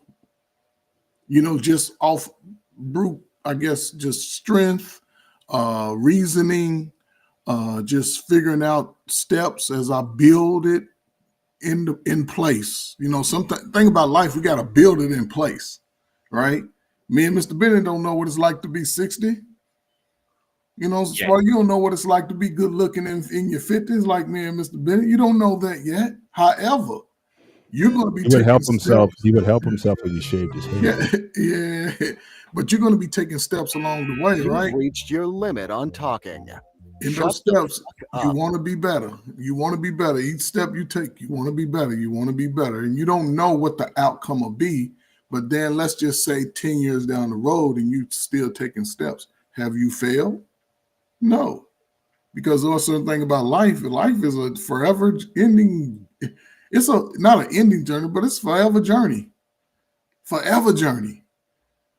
You know what I'm saying? So things that I have never tried, and I try things, I don't call it a failure, just an opportunity to grow and stepping stones. It could probably be worded a little better, but I got to this place with no blueprint.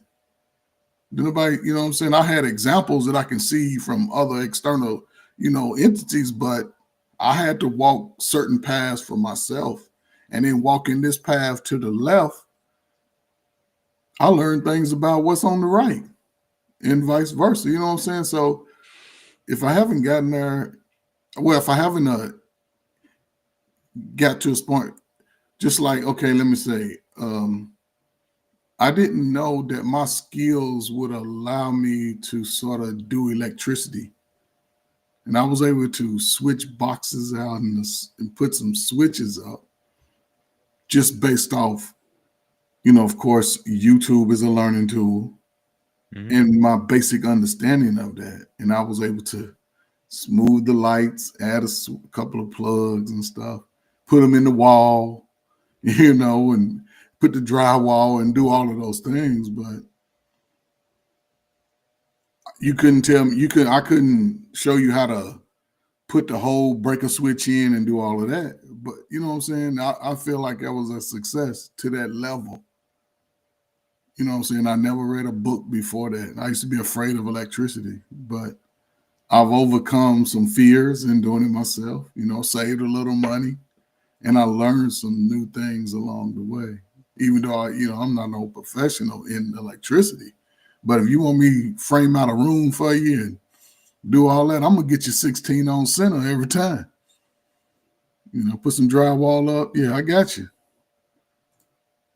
So I don't know. I think everybody, again, it's ebbs and flows, man. It's stages, and when that light bulb come on, man, I always say take advantage of that newfound inspiration, that newfound desire. Take advantage of it, because we don't know if we'll be around in 10, 15 years, 5 years, 4 years, you know. So Oh no, I totally agree with what you're saying. Like the chances of failure are very high, but you can switch gears into what you learn from that failure to something else, and that's nothing wrong with that. But I was having a mindset. Again, I know this is me being a little difficult, hard headed, pain in the ass. Don't smile. And everything above. But I always had a mindset. The way I was raised. Failure was never an option. You only fail when you're in the ground. That is failure. Mm. By pushing forward, doesn't matter how many times you fall. You're not in the ground. As long as you have oxygen in your lungs and you're breathing and you have life in you, you haven't failed. You keep going and going and going till you reach that goal, whatever that is. It could be as stupid as open your own restaurant or being the next CEO of the biggest next big internet boom or whatever the case is. You're not dead. That's the key part. You can keep pushing. David, go ahead and I'll play the next video. I'm glad you're having this conversation because it got me thinking about a lot of things. Mr. Bennett, I thank you very much when you clarify about that word evolve. Be careful how you use it. When I try to think about everything, if I'm trying to evolve or I'm trying to progress to be a better version of myself. Another channel, this might be it. Shout out to DJ Ham, had a topic, do men evolve? And yeah, women want to come in and put their two cents and think as if we're still stuck in the Stone Age in our ideology or our thinking process.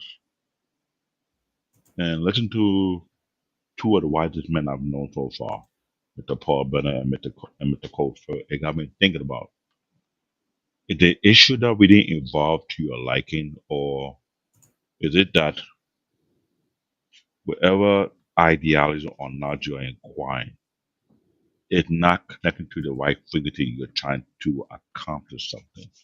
And I'm saying that because I like what Cole said from his experience in life and everything. He figured out he had something he could put circuit breakers up. I found out I can fix certain things to a certain degree. I don't build a house, but everything I need to repair in the house, so I can put my mind to it and get it done properly. As long as I take the time and the patience to follow through what needs to be done. That I build computers, but doesn't mean I cannot work on other areas. If I want to learn something, I can just go to Home Depot, take a couple of classes, or maybe buy a plot of land, learn how to build my own house from the ground up, figure out how to lay down the foundation, build up the walls up, put things in together. But there are people who are doing that right now. My thought process is this: do you have an idea of what you're trying to build of your individuality? Do you have a foundation? Do you have a blueprint what you're trying to accomplish? Do you have someone who can be your mirror, like I say, accountability partner? 'Cause I know we live in a society that no one to be held accountable for anything. Everybody's always right. I don't want to have that around me. If I don't have someone who can be that mirror or be that, you know what? Nah, you're going down the wrong path. You should be doing it. Then what's the point of it? I think that this is a good concept to have, whereby it starts to make you look at yourself. What path am I taking? Because we're all taking a path. It's a journey. It's not a sprint.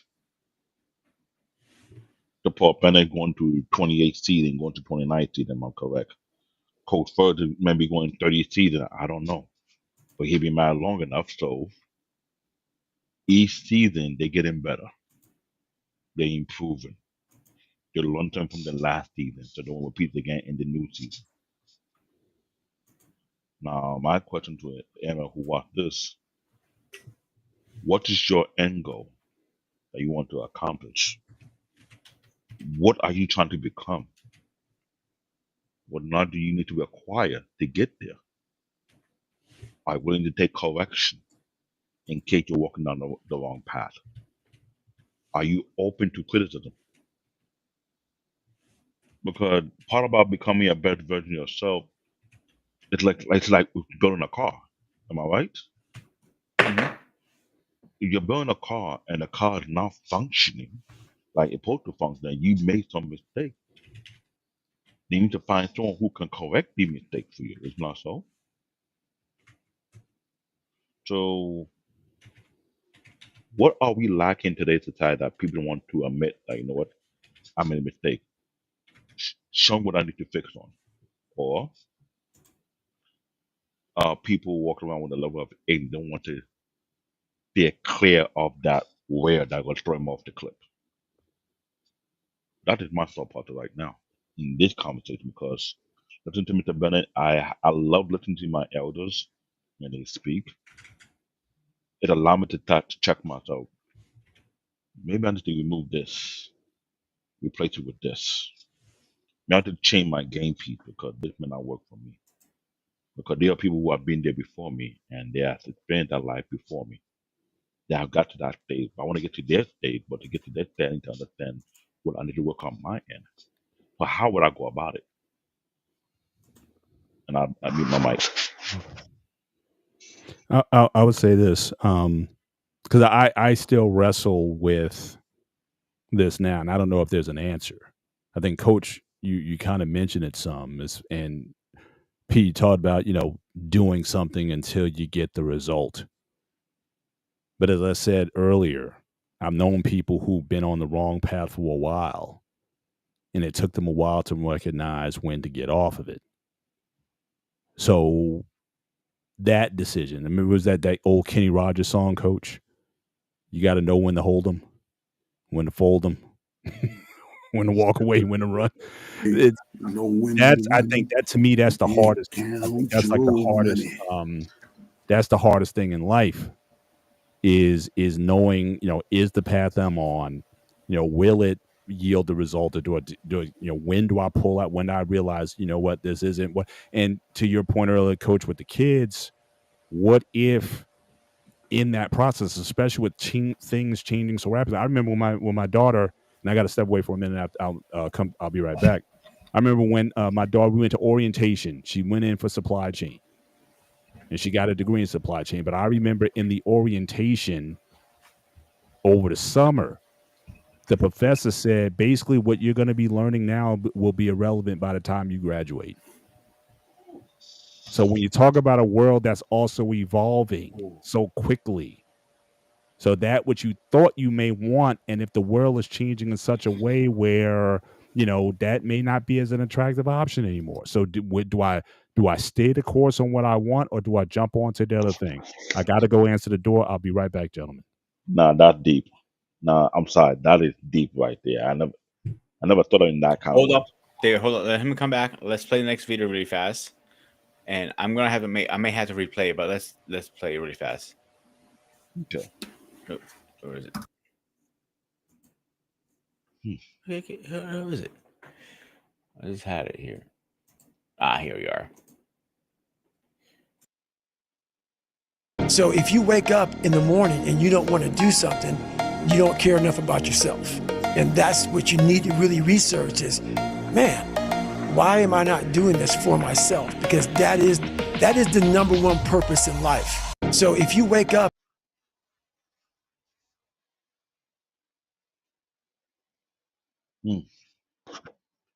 Oh boy. Fucker. Mute button got me. Go ahead, Coach. I'm sort of confused, right? Hell, I wake up all the time and I don't want to do something. I lay back down till I'm feeling rested. Then I do it at a later time. You know, so But in your defense, you're also early retired. yeah, but you know, let's just say I'm working and I'm on the weekend, right? I've always been a person. I ain't gonna say always. When I was single, if I had to do something, I would do it. I couldn't put it off. I didn't have nobody to have my back. I had to do it. I'll get it done. Like, hey, it's done. Once I got married, you know, and me and my wife were sort of similar, we just sort of do things on our own time outside of the important stuff. You know, we can plan to go out and have a dinner and end up, she'll look me and we'll look at each other, seem like at the same time, be like, you know what, we should just stay in tonight and I'll cook and we can just hang out with each other. So, you know, when you're young, yeah, you don't really have time. But I think we use our time unwisely when we're younger. You know, we do procrastinate about things that we can, you know, I'm gonna do this, but then we put it off. You know what I'm saying? I want to get stronger, lose a little weight. I don't know too many people in their 20s saying they're gonna lose weight and stick to it. It's a process. As they get older, then you know other factors may contribute to the weight gain, and you know what I'm saying, a lot of us know who we are. We just try to block it out. But I don't know. It's hard for. I don't think I would have a definitive answer when this happens because I can wake up on Saturday and be like, I'm gonna go cut the grass at 9. It's 4 or 5 o'clock when I cut the grass. You know, so it all depends. If you're working, yeah, and you want to attain goals in your career, you don't have time to waste.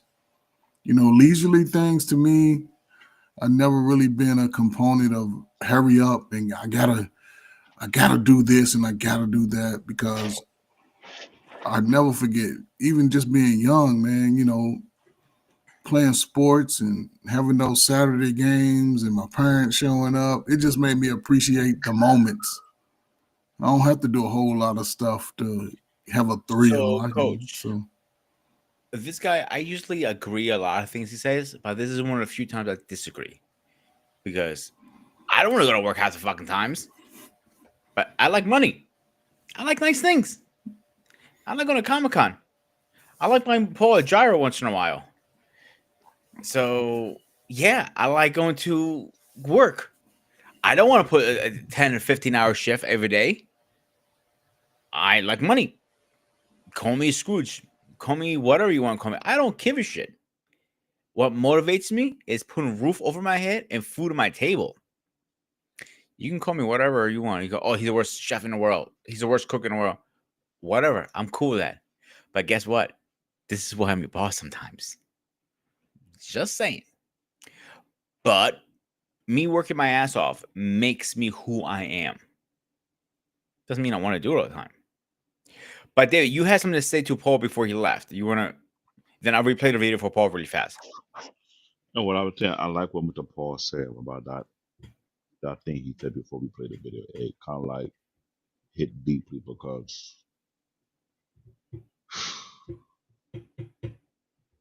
on my journey right now, I'm questioning a lot of things I need to remove or a lot of things I need to replace or add on. And coming from a different path, a different ideology, I don't have time to mope or go to the Christ season. Sometimes I just want to just bury myself in my work or bury myself in my workout. I don't got the time to be like no. So every day when I wake up, I look at the video when I wake up, something came to mind, what can I do today? And get it out of the way. Because when you're coming from an environment where disappointment is a regular thing in your life, and not only disappointment a regular thing in life, backstabbing become a regular thing in life, you realize, the old saying, you want something to get done right, do it yourself, you have to position yourself whereby don't expect anything from anybody. Keep pushing regardless. even though you don't like it. I don't love money. Money is a necessity to me. I put it like that. I grew up in a family where money was in the excess, and they're ugly as hell. And they're so prideful to the point whereby they have a very unique smell. I don't like pride. I don't like prideful people. I look at them like as they are demons in my eye. I like people who are bold in themselves and they're confident. But when you're prideful, I think you're a demon. I think you're disgusting. I think you're a stink. That's just me. And when you're a bold individual, I sense that a level of consistency that you project out there. And I think that's the motivation to know what I don't want to be like him, but I want to be as good as this person is. You know, this is how I look at things in life. And sometimes I notice being confident and trying to be a better version, it can be misconstrued. It can be considered to be egotistic or either be bragging. You're not in it. Always ask myself, what can I do to make sure I don't get out of line? I don't fall out of my comfort.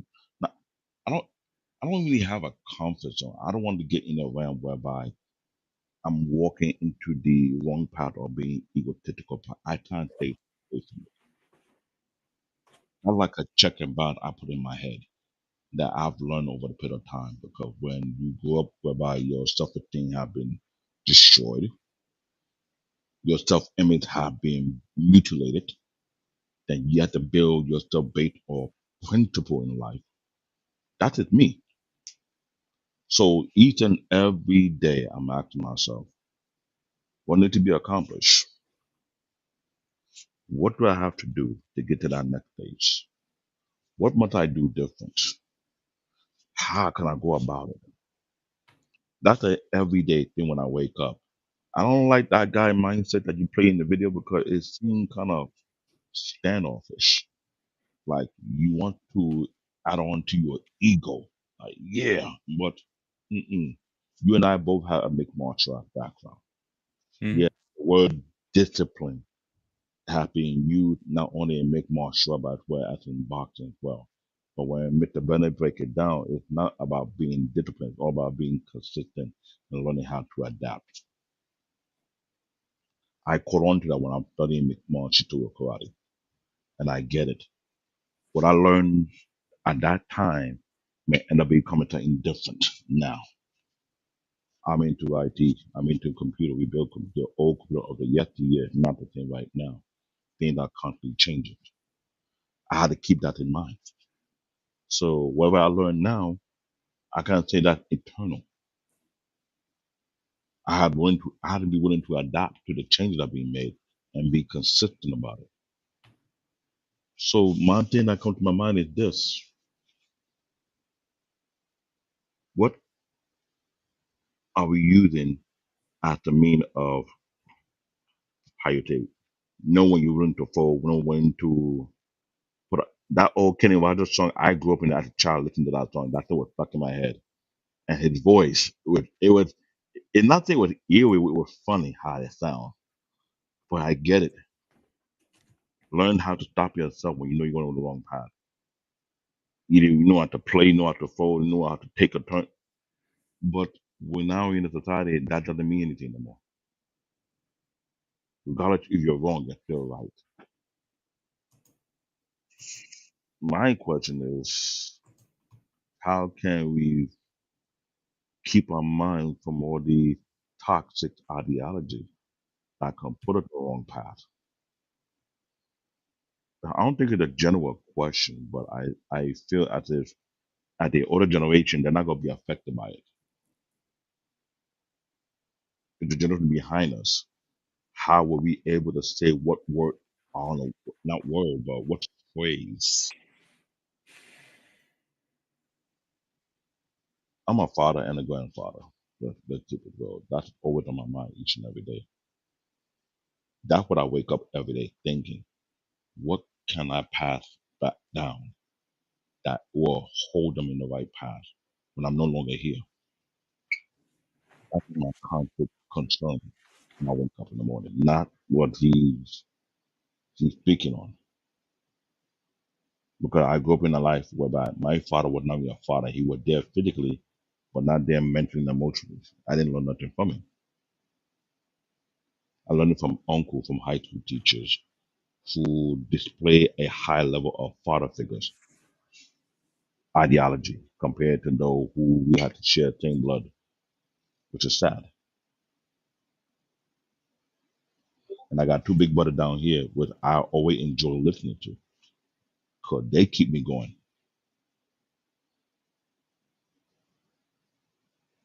So that is something that's always going to be in my mind now. Like when I wake up, I'm not looking at what I could do now. Like, the minute, just code for the correct. When I'm ready to do something, when I'm fully rested, you get up. Yeah, either I'm rested or not. If the agenda is to get the thing fixed, then get it fixed. Get it over with. Get it out of the way. Paul, it's up to you. Do you want to get into our final thoughts, or you want to watch the video and give your opinion really fast? You can throw it out there, and then I want to respond to David. But Go ahead. Respond to David first. no, well, actually, you know what? I'll save it for closing thought. Go ahead. All right.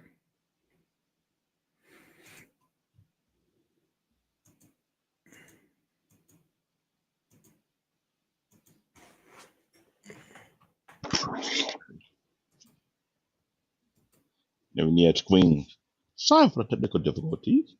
Dr. AP Network.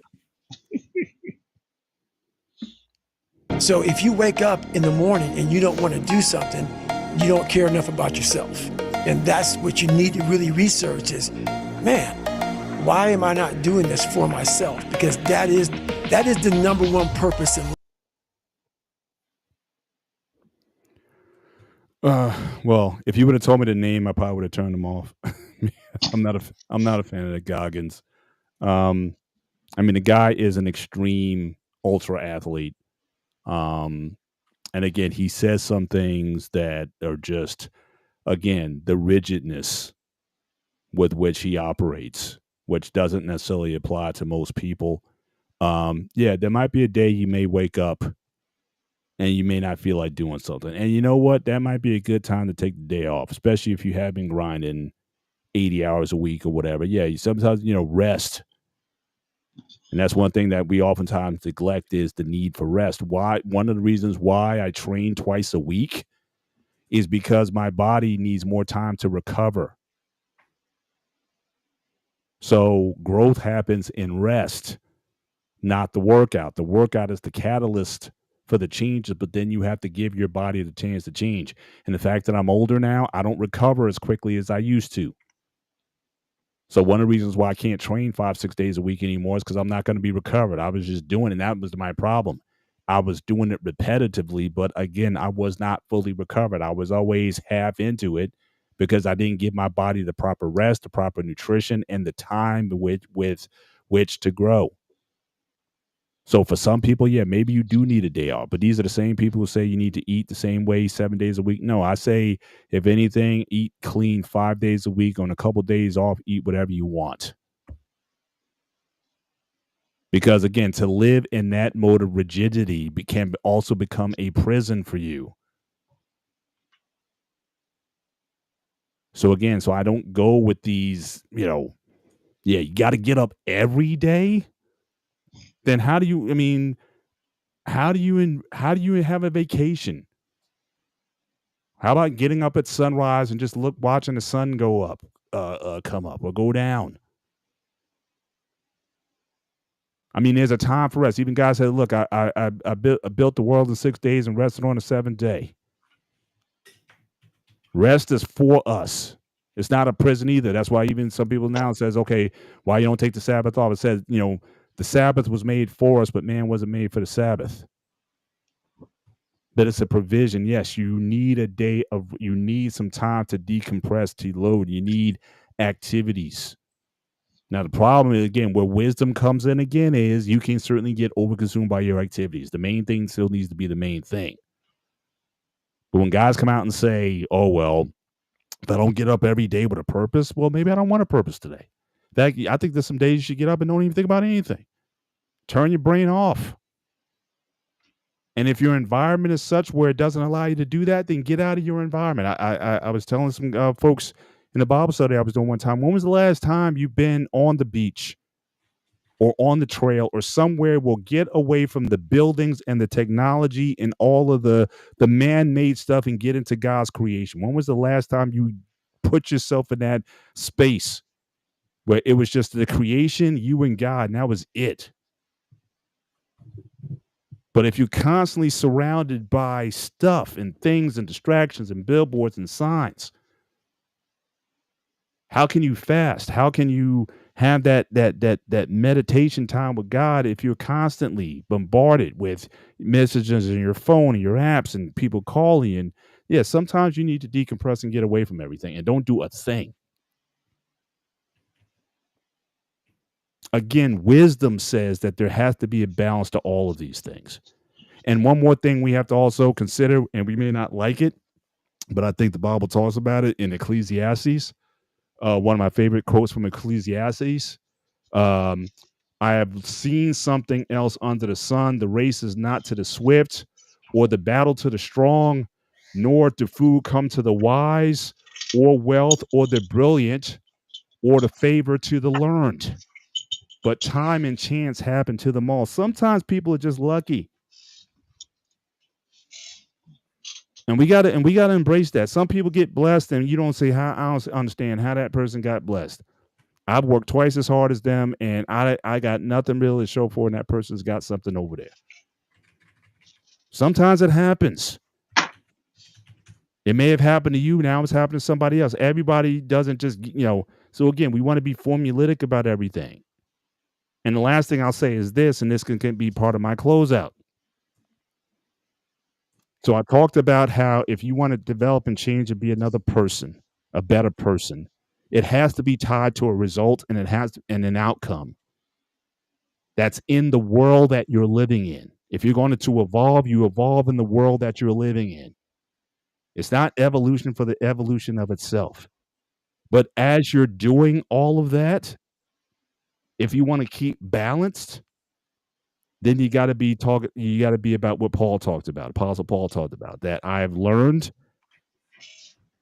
to be content, not complacent, but content in every situation. If I'm free, I'm content. If I'm in bondage, I'm content. If I have plenty or if I have less, I'm content. But if there's an opportunity to advance your situation, then by all means do it. If you're a slave, then you should certainly get into a mindset to not be a slave anymore if the opportunity is there. But if I got to be a slave, I'm going to be content while I'm here until an opportunity presents itself to get out. So for those who are frustrated with the positions that they're in, I encourage them, understand and recognize that where you're at is where you're at. And you can certainly work and do the things to change your outcomes.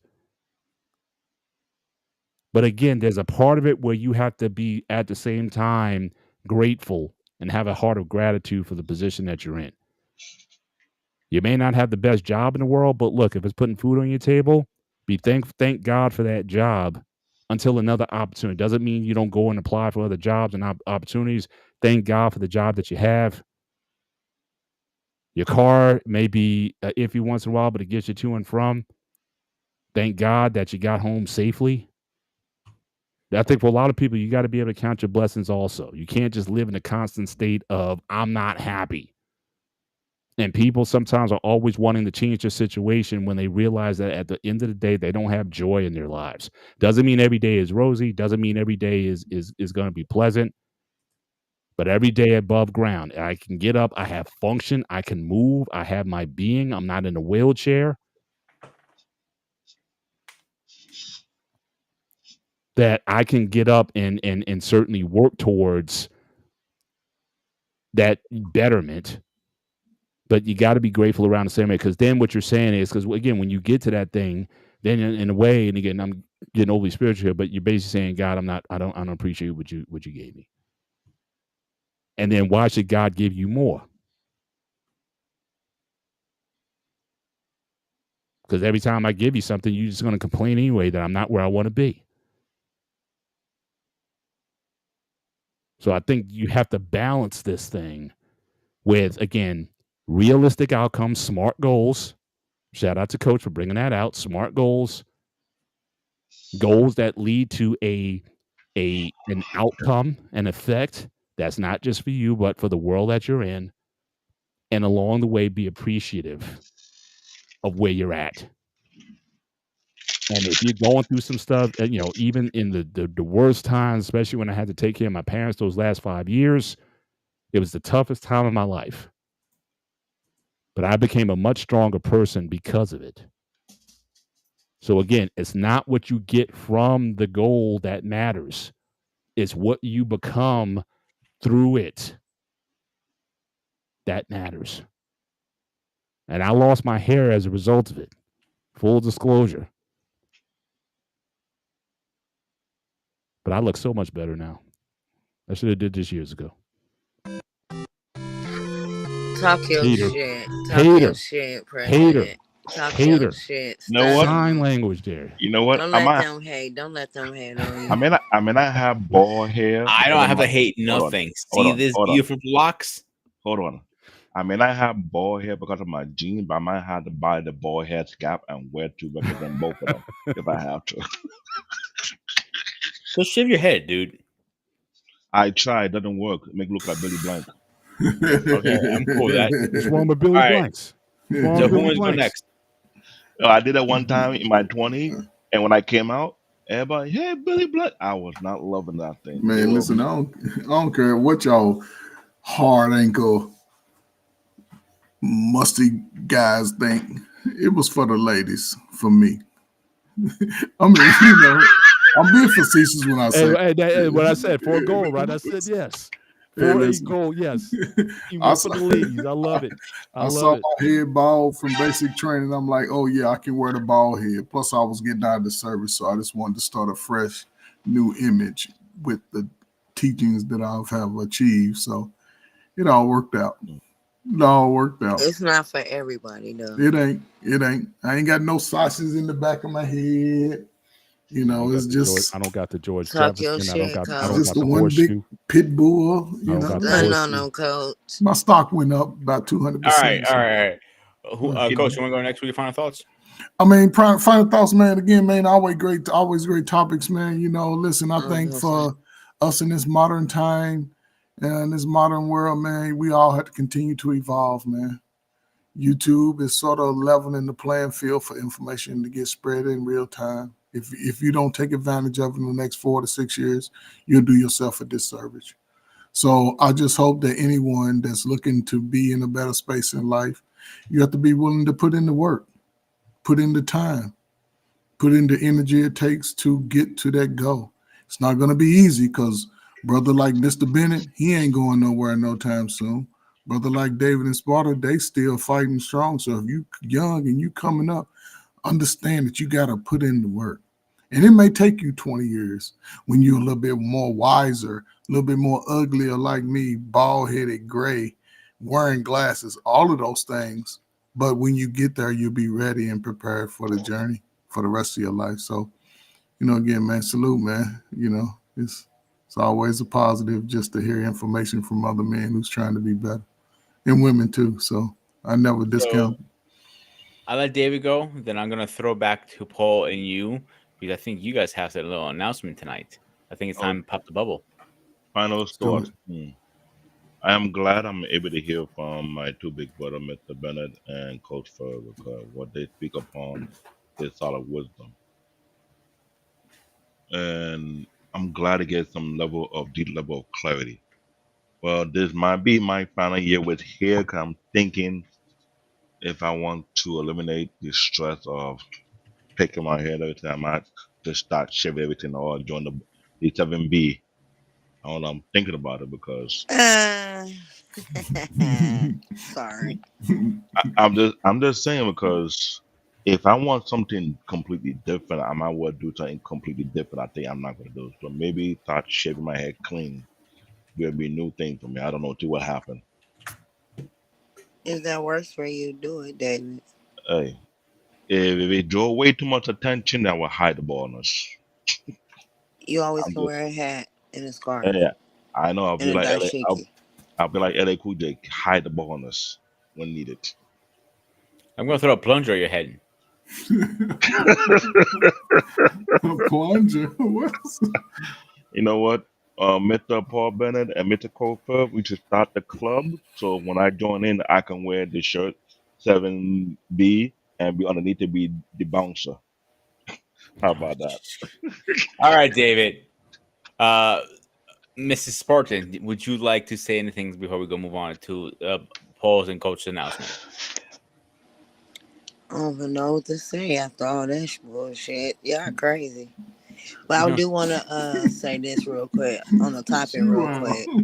Um, I heard everything you guys said, and Mr. B and Coach, oh y'all have some good points. But I do want to do a little, just a small pinch of a pushback because when you have that goal, you have to have persistence so you can finish that goal. If you're not persistent, your goal is not going to be finished, right? So, yes, you do have to give yourself a break. We're humans. We have needs and wants, but our needs come first. Rest is like one of the main topics we have to because we need our rest. We ain't going to be able to function. So yeah, you give yourself a break. Yeah, live life. Go on a trip. Treat yourself. Have a me day. You know what I'm saying? But you have to have persistence when you're doing stuff. So I have to say that because you don't want to give them the wrong message. Like, oh, I can do this and I ain't gotta do the work. And if you want to go spiritually, faith without work is dead. You cannot ask God for something in life, but you're not gonna work towards getting it, and He's not gonna just give it to you. You gotta work for it a little bit. So I just wanted to say that this was a good So what was topic the pinch? because you kind of like made it No, I seem like didn't. it's easier, or Did I, maybe I heard it wrong gentlemen? because I was Gentlemen. coming in. No, because I was also coming in on so the panel. Queen, it was the opposite. He was telling you, take time off, recover, Yeah, and I relax. was agreeing with that, and I agree with that. Okay, it sounded like you had a pushback. It wasn't really a Nah, but pushback. as far as I guess when I heard the Goggins video, because he was saying if you take a day off, then you're off kilter or what have you. So again, it was like he was pushing this extreme of just busy, busy, busy all the time. And I was saying that there's time when you do need to take a break. You do need a time of rest.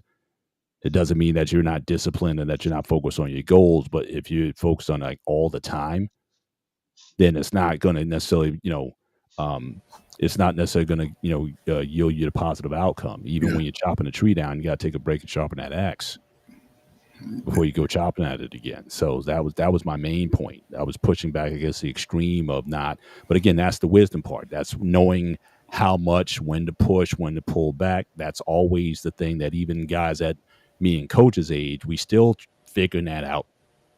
When to push, when to, sometimes I got to pull myself back out of something, and then there's times we'll say, "Oh, I need to pick this up."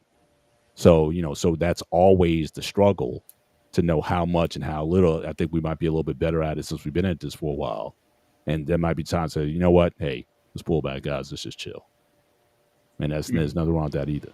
Okay, All right, my I'm bad. I gonna. apologize No then, problem. because I All thought right, you was trying to make it easier for him. Like, don't be persistent.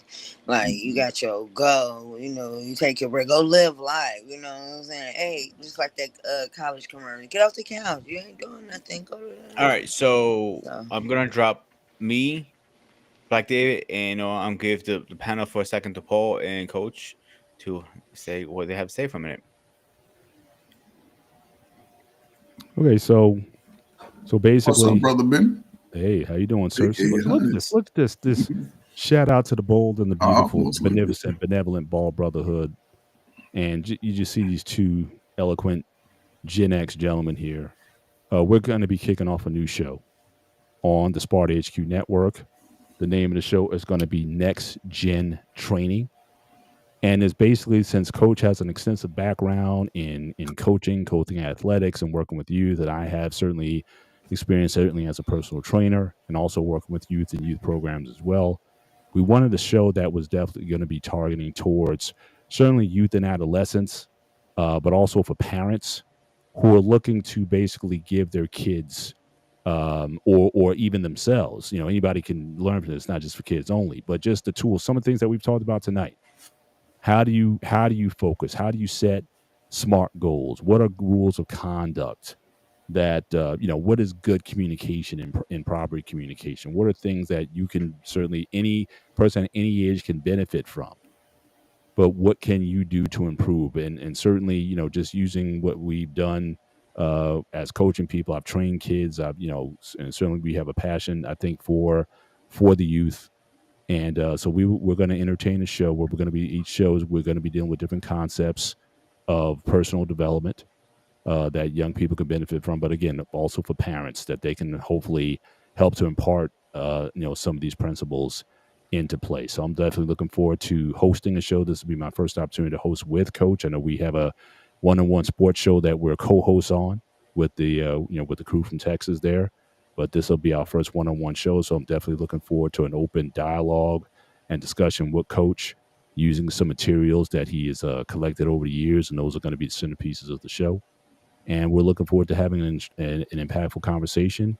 Certainly, the show itself is going to start. Initially, we had a May 9th date, but we had a meeting on Monday, so we're actually going to push that date back to the 22nd. And we'll look to hope we'll have the opening titles. I'll be sending those out shortly, so we can set up slides and set up shows for that. But Coach, I'm looking forward to sharing the space with you. It's always been a pleasure. You're certainly has always been a stand-up man, and just with your experience, your military background, and just what you've done, I think a lot of people are going to be able to benefit from the knowledge and information that you'll be sharing. And certainly, it's a pleasure for me to be a part of the conversation. So, anything you'd like to say, sir? No, man. Listen, man, I'm just honored that, that I'm being able to share this space with you and just give some I don't know if I would say much needed, much warranted information for people who may just be looking for answers to some issues or some opportunities that may be embarking on. Listen, we're not calling ourselves experts. We are men. We of the same generation, have some similar ideologies. Our life paths may have been different, but we are both in an age of life where we are mature. We're looking at it from an open mind. Myself, I'm sure Mr. Bennett will agree that, from an open-minded point of view, and it's not so much to say what's right and what's wrong, Yeah. but to just provide that information that could help anyone who may be at I would say, a transitional space with their young adult, teenager who's, looking for answers. And if you don't have it, they can definitely tune in. You can have them sit down with them and pose questions in the chat about certain topics or questions you may have, where they may be. We'll definitely be trying to provide resources just on how to connect with the community resources that are available in your town, and just any career choices that they may be thinking about. Just giving them the best advice that we can. We don't know all the answers, but we'll get some of the answers sometime in the moment. Sometime we'll come with answers, but yeah, just family oriented. We ain't gonna get into all the mess and be arguing and fighting No. over what Shannon Sharp is doing Yes. No, we ain't doing none of that. It's just about helping the ones that are behind us. As he said, the title is Next Gen Training, and it's going to be a combination of just physical and mental, social, emotional, and what I'm saying, maybe you can get it a little stronger in the process and just put yourself in a better position in life. So again, Sparta, man, appreciate you, man. Mr. Benny, of course, man, strong, man. So I appreciate just the whole thing, man. I'm ready. You know what I'm saying? I'm ready. So the Derby's this weekend here. Everybody's gonna be wild. But I'm ready. So I'll be there Monday for sure. Well, before bringing the other guys back up here, honestly, Coach, and Paul knows how I feel about this, and I'll say it to you: It's an honor to have you part of this journey and part of this family. I think you can bring a lot of knowledge. We got to work about you shining on your head. You're reflecting too much off the camera. Except that, we have talked on the phone multiple times. We always have great conversations, and I always like picking your head and picking your brain and all this stuff. So I think this is a great opportunity to share some knowledge with everybody else. So let's get the other guys back up here really fast, and let's close out the show. Wanna go live at like what Okay, channel? so All we're gonna channels. be.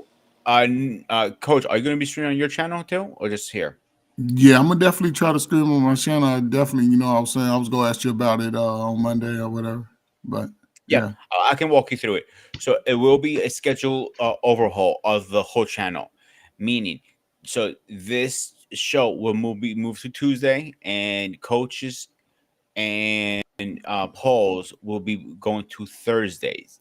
Are we still doing 9 o'clock, guys? Right? 9:30. I'm sorry, 9:30. Yeah, 9:30, and the show is going to be. We're going to again keep the shows brief. We're going to start out initially for the show for an hour, and then we'll see depending on how it goes. We may expand it out, but we want to keep the subjects precise. tight, Yeah. and precise, and we'll see what the reaction is, and we'll look to build from there if need be. All right. Except that we will give you guys more inform as dates get closer and everything like that. Before we go, Coach, anything else? Last thing for you? No, man, great topic, man. Again, I appreciate Queen joining us, even though it's late. I'm curious about this name. I'm gonna have to do some investigation about the Queen Sparta part of it. But hey, it's always appreciative, man. Yeah, I was thinking, did you two want to announce? Let's move on. Paul, next. What you got, Paul? I'm good, sir. I think I gave everything I had. David? Good show tonight. I'm enjoying the show. They with a great topic, a good in-depth topic for sure. I wish we could do more intellectual topic like this. Not some of them you want to walk out, but it is great. I'm looking forward to Coach Furge and Mr. Bennett show coming up soon. I want to see this first episode, see how that roll out. Other than that, next week on Anime Unlock, we will be talking about Mobile Suit Gundam Wings, a classic anime that made Whoa. You guys didn't tell me this shit. I mentioned it on our last episode, we will be talking about it, and I said on Yeah, Discord. but you kind of want to talk to the King Kahuna first before you announce anything. But it was mentioned on our Discord, and I mentioned it also when we were about to end the show that we'll be working on. David, I'm busting your balls. I don't care. I know you busting my ball, but my ball too heavy for you. That's why. Yeah, you mean too small. Anyway. You wish it was. Lady Spartan, This is very uncomfortable now, gentlemen. Let's Lady move on. Spartan, do you have anything else to say? Queen Spartan. Yes, I'm the only lady here, and I'm not no girl, so I'm not no princess. So that's why I am Queen Sparta, and I'm part of the Sparta fam. So on that note, Coach, you need a Sparta name. You're the only one that ain't got no Sparta name. We got Mr. B ×7 and President. We got Bear Paws. We got Ghost, and we got me, Queen. And what are you? Why you want to bust somebody out? Thank you, Sparta family. Good Yeah, you know what? night. Just for you, I'm gonna play. I got to play the button. This is Sparta! Thank you. All right, guys. I'm sorry. I'm gonna cut you off. You got anything else to say before I go? We close it out. Let's take that for now. All right, guys. As always, we always close the show one way, and you know I have to do it. Stay fresh, stay safe, and I'll see you guys on the next one.